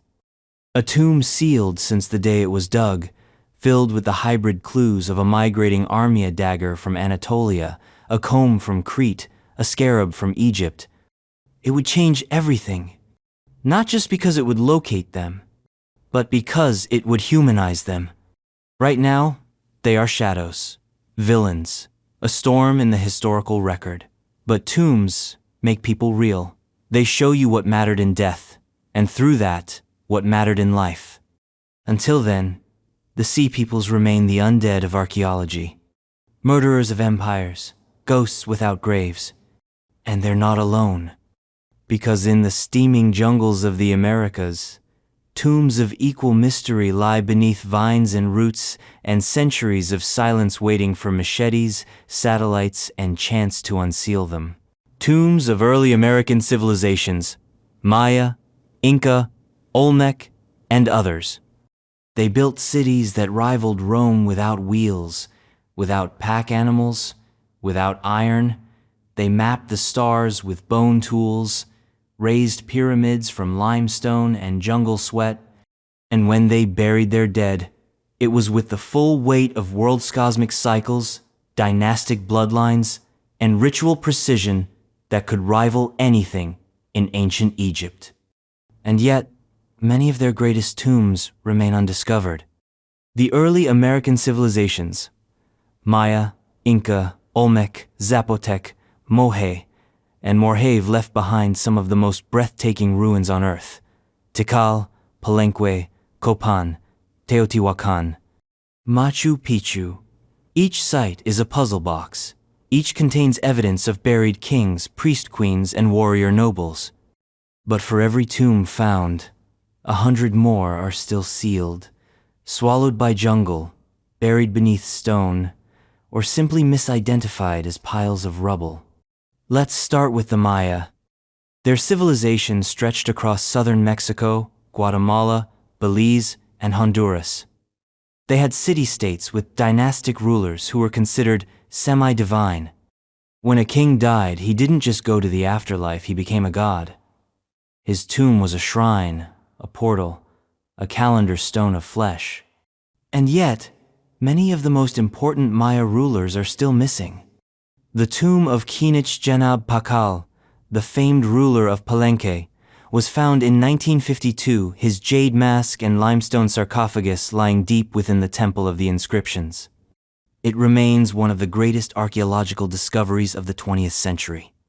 But where is Uaza Klajun Ub A.K., a whilth mighty ruler of Copan who oversaw its golden age? Where is his tomb? Still missing. The pyramid temples of Tikal and Calakmultu of the largest Maya cities hold dozens of unexcavated tombs beneath their foundations. Excavations have turned up royal burial goods, fragments of bones, and inscriptions. But full, intact tombs of the city's greatest kings, still sealed, still waiting. And many are probably within the temples themselves, deep beneath layers of earlier structures. Because the Maya built vertically. A new temple didn't replace the old, it was built on top of it, like geological strata of devotion. To find the tombs, you'd have to dismantle the pyramids themselves. And then there's the Olmec. The mother civilization of Mesoamerica, they predate the Maya and the Aztecs.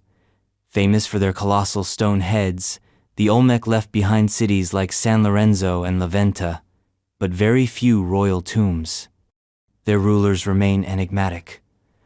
We know they buried elites with jade masks and carved altars, but where are their kings? Most Olmec sites are still barely excavated. The jungle eats everything. Time and erosion bury temples faster than archaeologists can uncover them. Now head south into the Andes. The Inca buried their emperors with entire palaces. And when the Spanish arrived, they didn't find tombs. They found mausoleum cities' royal mummies preserved in position, seated, dressed, fed, and visited as if they were still alive. And then, they vanished. The tombs of most Inca emperors, including Pachacuti, the builder of Machu Picchu, have never been found. The Spanish hunted them, looted shrines, ripped apart temples, but the actual resting places of the Sapa Inkathe Sons of the Sun were never revealed. They were likely hidden on purpose, concealed by priests and loyalists who took their secrets to the grave. And then you have the Moche, a pre-Inca civilization of Peru, known for their stunning ceramics and pyramid-like huacas. In 1987, archaeologists uncovered the tomb of the Lord of Sipana warrior priest, buried with layers of gold, silver, and sacrificed guards. It was a revelation. A confirmation that Peruvian kings were buried with the kind of opulence that would have made a pharaoh blush. And yet, many more tombs equally grand remain untouched. Because most sites are too vast, too remote, too politically unstable. Some are buried under modern cities. Others lie beneath mud-brick temples that are too fragile to excavate without collapse. Satellite imagery has started to change the game. LiDAR has revealed entire lost cities in the Guatemalan jungle massive urban centers covered by centuries of foliage. In the Peruvian highlands, drones have spotted geometric patterns possible tomb complexes in areas thought to be barren. But still, most of these finds remain unexcavated. Governments are cautious, budgets are tight, and time is relentless. So what would it mean to find one of these tombs? A sealed chamber beneath a Maya pyramid, an untouched Inca royal burial in a hidden Andean cave, an Olmec king beneath a stone altar in Tabasco. It would be a portal, not just to new artifacts, but to new cosmologies. Because these were civilizations that saw death not as an end, but as transformation. To uncover their tombs is to uncover how they understood time, power, godhood, and continuity. And maybe, somewhere in that darkness, we'll find not just bones and jade but a map, a codex, a voice. But until then, the dead of the Americas lie in silence. Not forgotten, just waiting. And if the new world keeps its secrets in vines and roots, the old world keeps them in the cold, endless grasses of the steppe. Scythian burial mounds, kurgans. They were warriors on horseback, born in the saddle and buried with their blades. The Scythians, nomadic lords of the Eurasian steppe, didn't build cities. They didn't raise temples. They left behind no sprawling stone empires. Instead, they built mountains of death. Kurgans, earthen burial mounds that dot the vast open spaces from Ukraine to Mongolia, stretching like a forgotten spine across the wildest parts of the ancient world. Some are tiny. Some rise like man-made hills, visible for miles. And inside these kurgans, tombs. Thousands of them. Maybe tens of thousands. But here's the catch. Most have never been excavated. And those that have? Well, they've already rewritten history more than once. Let's start with what we know. The Scythians dominated the steppes from around the 9th to the 2nd century BCE. They were fierce, mobile, decentralized. Their reputation was brutal. They drank the blood of enemies, used scalps as trophies, and buried their chiefs with human sacrifices. Greek historians like Herodotus wrote about them with awe and horror. The Persians feared them. The Chinese warned about them. And when they died, they were entombed with ceremony so intense it bordered on apocalypse. Each major kurgan was more than a gravit, was a necropolis. Bodies weren't just laid to rest. They were sealed into wooden chambers, deep within the earth, alongside gold, weapons, horses, servants, and sometimes entire family groups. These were rolling pyramids of the steppe engineered from earth, built by grief. And what's been found is staggering. The Pazyryk burials in Siberia yielded tattooed mummies, real ones, frozen in permafrost. One woman, the so-called Siberian Ice Maiden, was buried with 6 horses, a headpiece taller than her torso, and ink sleeves that could give modern tattoos a run for their money. Another kurgan in Ukraine Tofsta, Mohila held the Soloka comb, a masterpiece of goldwork, showing Scythian warriors in detailed combat. Some kurgans have contained more gold than some royal tombs in Mesopotamia. Others have yielded elaborate horse armor, silk from China, and amphorae from Greece. This was not a primitive culture. This was a globalized death cult. But here's the real mind melter. For every one of these excavated kurgans, there are hundreds untouched. Buried, covered by grass, forgotten in forests, hidden in valleys, or simply not excavated due to remote locations, geopolitical instability, or legal restrictions. And the deeper you go into the steppe, more extreme the climate, the more remote the land, the better the preservation.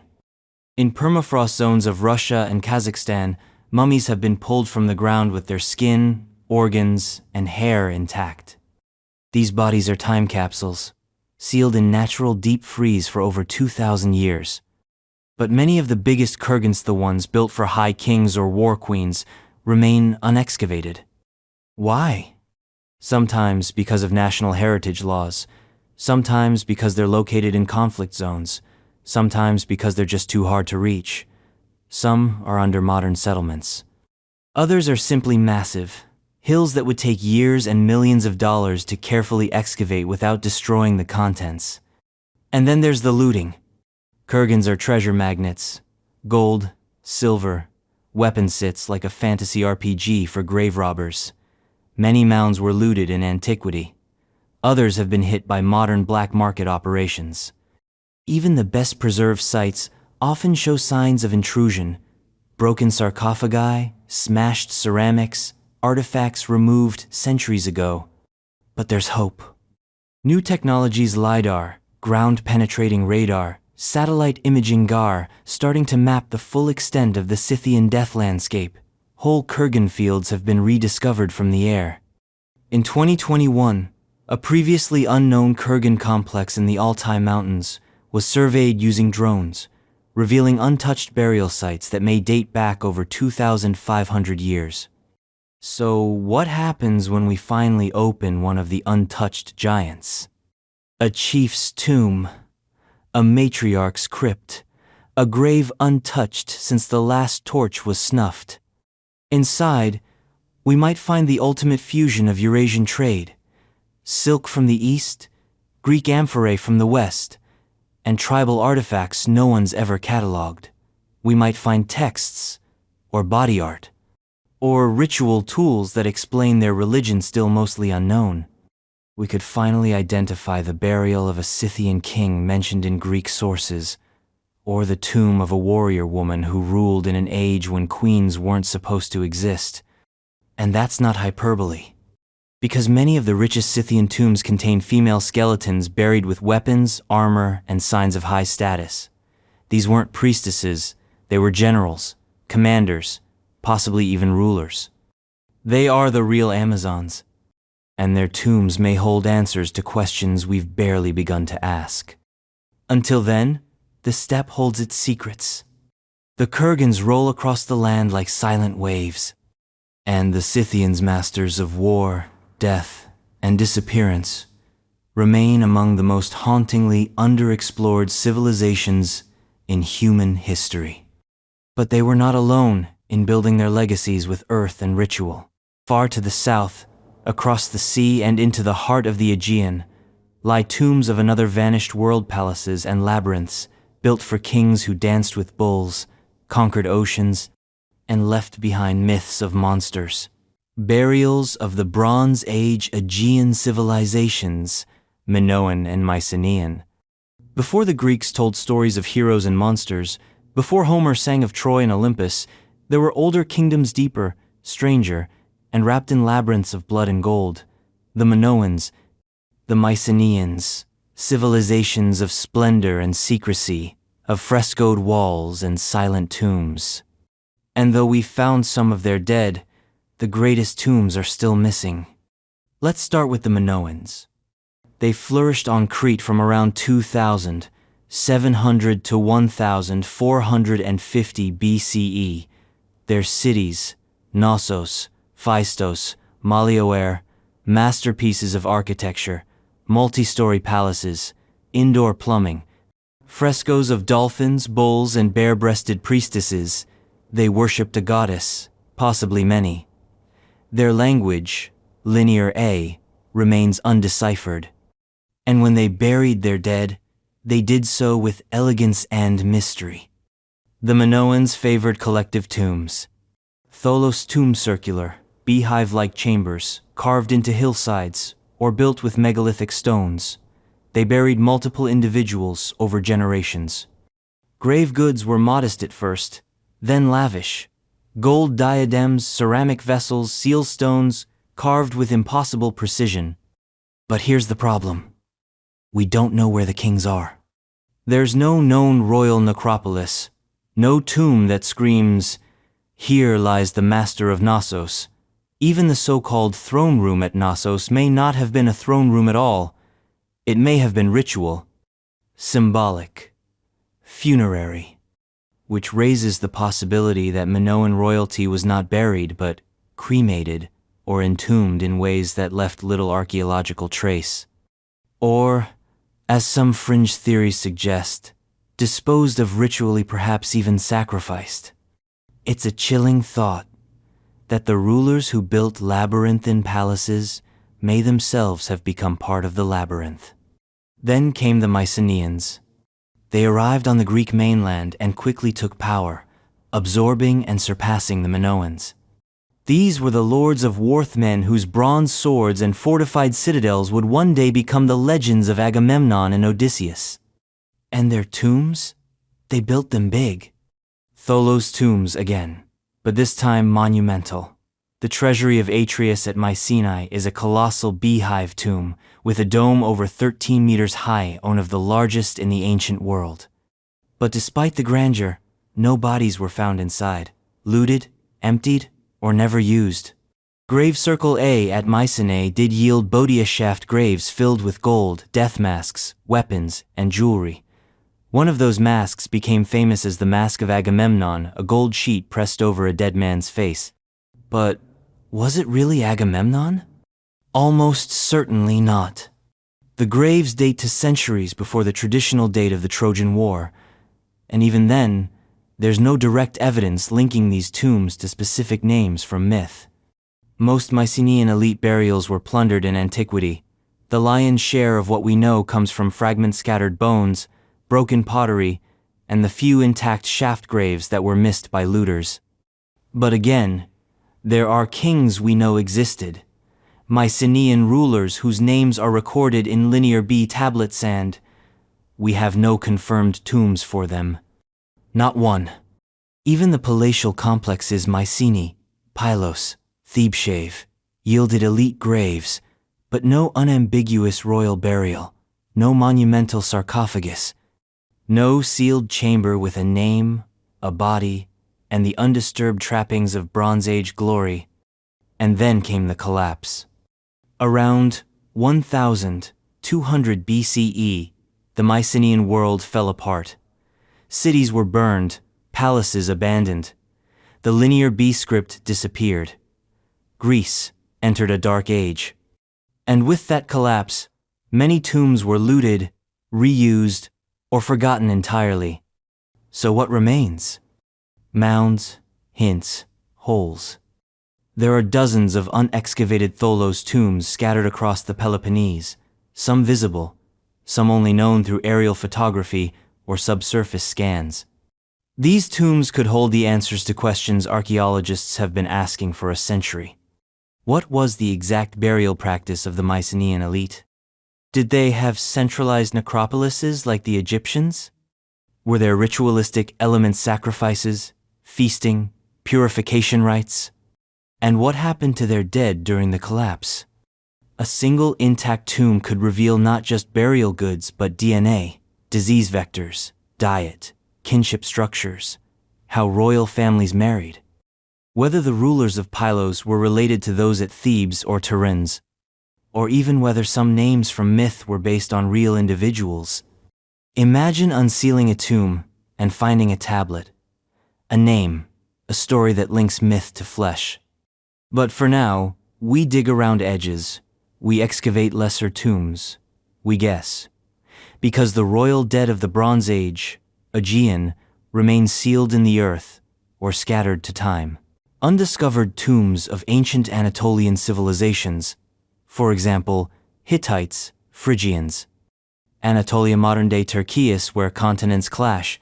Europe and Asia collide here, and so did empires. Bronze Age warriors, Iron Age kings, god priests, and warrior queens all carved their names into these highlands and valleys. They raised stone citadels, spoke forgotten tongues, and ruled empires from mountain thrones. And then they disappeared. The Hittites, the Phrygians, the Luwians, the Urartians. Powerful, myth-wrapped, mysteriously quiet in death. Because for all their cities and inscriptions and warlike glory, we have almost no royal tombs from any of them. Let's start with the Hittites. At their peak, around 1300 BCE, the Hittites controlled nearly all of Anatolia, parts of northern Syria, and clashed with the Egyptians at the legendary Battle of Kadesh. Their capital, Hattusa, was a marvel of its time, massive stone walls, monumental gates, palaces, and temples. Cuneiform tablets recorded laws, treaties, religious texts, and imperial decrees in meticulous detail. We know the names of kings: Suppiluliuma, Muwatalli, Hattusili, Tudhaliya. We know what they ate, how they prayed, how they made alliances. But we do not know where they are buried. None of their royal tombs have been found. Not one. The Hittites didn't follow the Egyptian model of pyramid tombs or the Mesopotamian ziggurat burials. Their funerary practices remain partly speculative. Some texts refer to cremation, some refer to burial. Some hint at complex rituals performed at unspecified sacred sites. But when Hattusa was excavated thoroughly and brilliantly, no royal tombs turned up. There's the so-called Yerkapi, a massive artificial embankment with a tunnel running through it. Dramatic, ritualistic, but not a tomb. There are rock-cut chambers, shrines, but no sarcophagi. No burial chambers with inscriptions, no royal remains. It's possible the kings were cremated and their ashes scattered. Or it's possible they were buried in secret necropolises locations still undiscovered in the forested mountainous terrain of central Anatolia. The Hittites were deeply ritualistic, and secrecy may have been part of the design. But now turn to the Phrygians. You know them from a hat. The Phrygian cap, that soft forward-tip thing worn by the Smurfs and French revolutionaries, originates from here. But the Phrygians were more than headwear trendsetters. They were an Iron Age powerhouse, rising after the fall of the Hittites. And their most famous king? Midas. Yes, that Midas, the one with the golden touch. And guess what? We might have his tomb. At Gordion, the Phrygian capital, a massive burial mound, tumulus for Midas Mound, was excavated in the 1950s. It contained a timber burial chamber and the skeleton of a male in his 60s, laid out on a wooden bier, surrounded by feasting vessels, bronze cauldrons, and ornate furniture. Is it Midas? Probably not. The tomb is too early. It may be his father, or a predecessor, or a high priest. But if this wasn't Midas, then his real tomb is still out there. And that's just one tumulus. The region around Gordion is dotted with more than 100 burial mounds, some of them enormous, still unexcavated, still sealed. Satellite imagery has revealed anomalies, possible hidden tombs. But few have been investigated, either due to cost, preservation concerns, or sheer logistical hell. And it's not just Phrygians. The Luwians, cousins of the Hittites, left behind stone inscriptions in hieroglyphic script, massive stone steles, and ruins in southern and western Anatolia. Their kings are known by name. No royal tombs. The Urartians centered in eastern Anatolia and Armenia were fortress builders, metalworkers, and mountain kings. Their royal cities Van, Tushba, Altan-Tepehav yielded incredible fortifications, temples, and workshops. Still, the royal tombs are missing. Some rock-cut tombs exist, sure, but uninscribed, looted, ambiguous.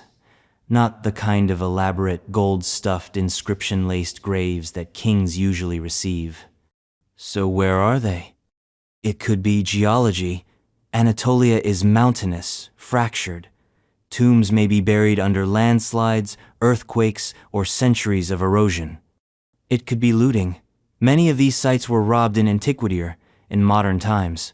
Royal artifacts, if stolen and scattered, may already sit unlabeled in museum drawers. Or it could be deliberate. Some Anatolian traditions may have required that royal tombs be hidden, unmarked, or even destroyed after burial to prevent desecration or magical interference, especially in war-torn ages. But the void is deafening. These are civilizations that lasted centuries, that forged diplomacy with Egypt, fought Assyria, and ruled over millions. And their royal burials, those singular monuments to their power and belief, are missing. If found, they could bridge enormous gaps in the archaeological record.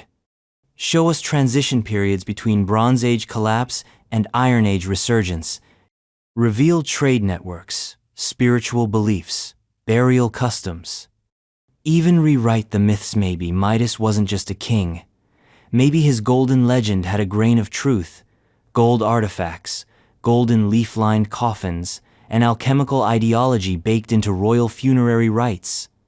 But until someone opens the next great tumulus or carves into the next hidden cliffside, these Anatolian kings remain names carved in stone without a body. And as Anatolia holds its ancient dead in silence, we turn westward back to Rome. Because while the emperors get all the attention, the tombs of Rome's elitizates, senators, generals, and shadowy power brokers may still lie buried beneath modern cities, waiting for rediscovery. Elite burials in unexcavated Roman sites. Rome wasn't just an empire of emperors. Behind the imperial throne stood an army of elite senatorial class, generals, governors, merchant kings, priestesses, and political operatives who lived lavishly, ruled ruthlessly, and died in marble-draped opulence. And many of them were buried in style. Tombs lining roads like the Via Appia, mausoleums on hills, sarcophagi nestled in suburban villas. But here's the thing.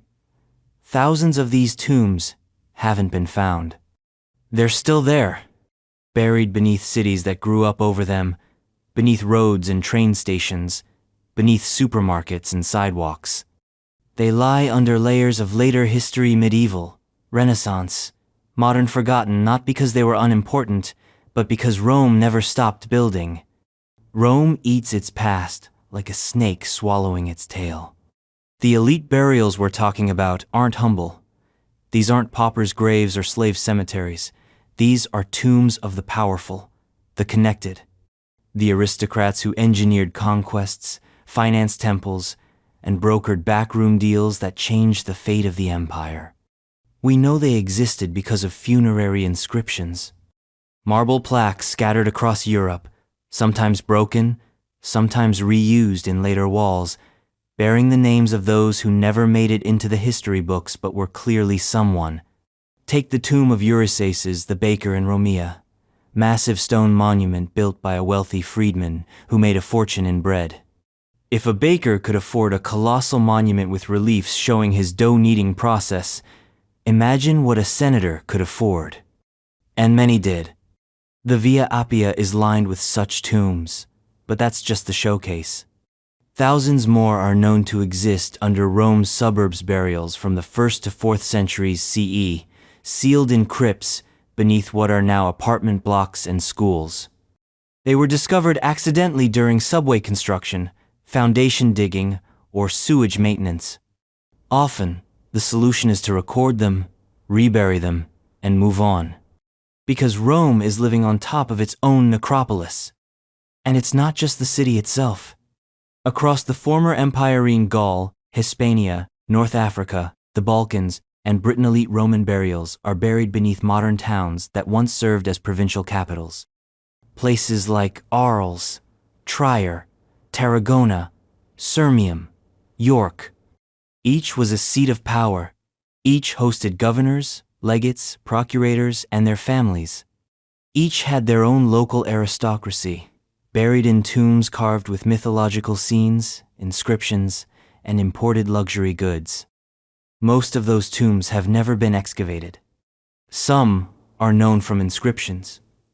Others from partial discoveries, accidental finds of sarcophagi during construction. But entire necropolises remain unmapped. They lie beneath vineyards, churches, and car parks, waiting. And here's the wild part. Some tombs may still be sealed and intact. Why? Because Roman burial laws often placed tombs outside city walls. Over time, cities expanded.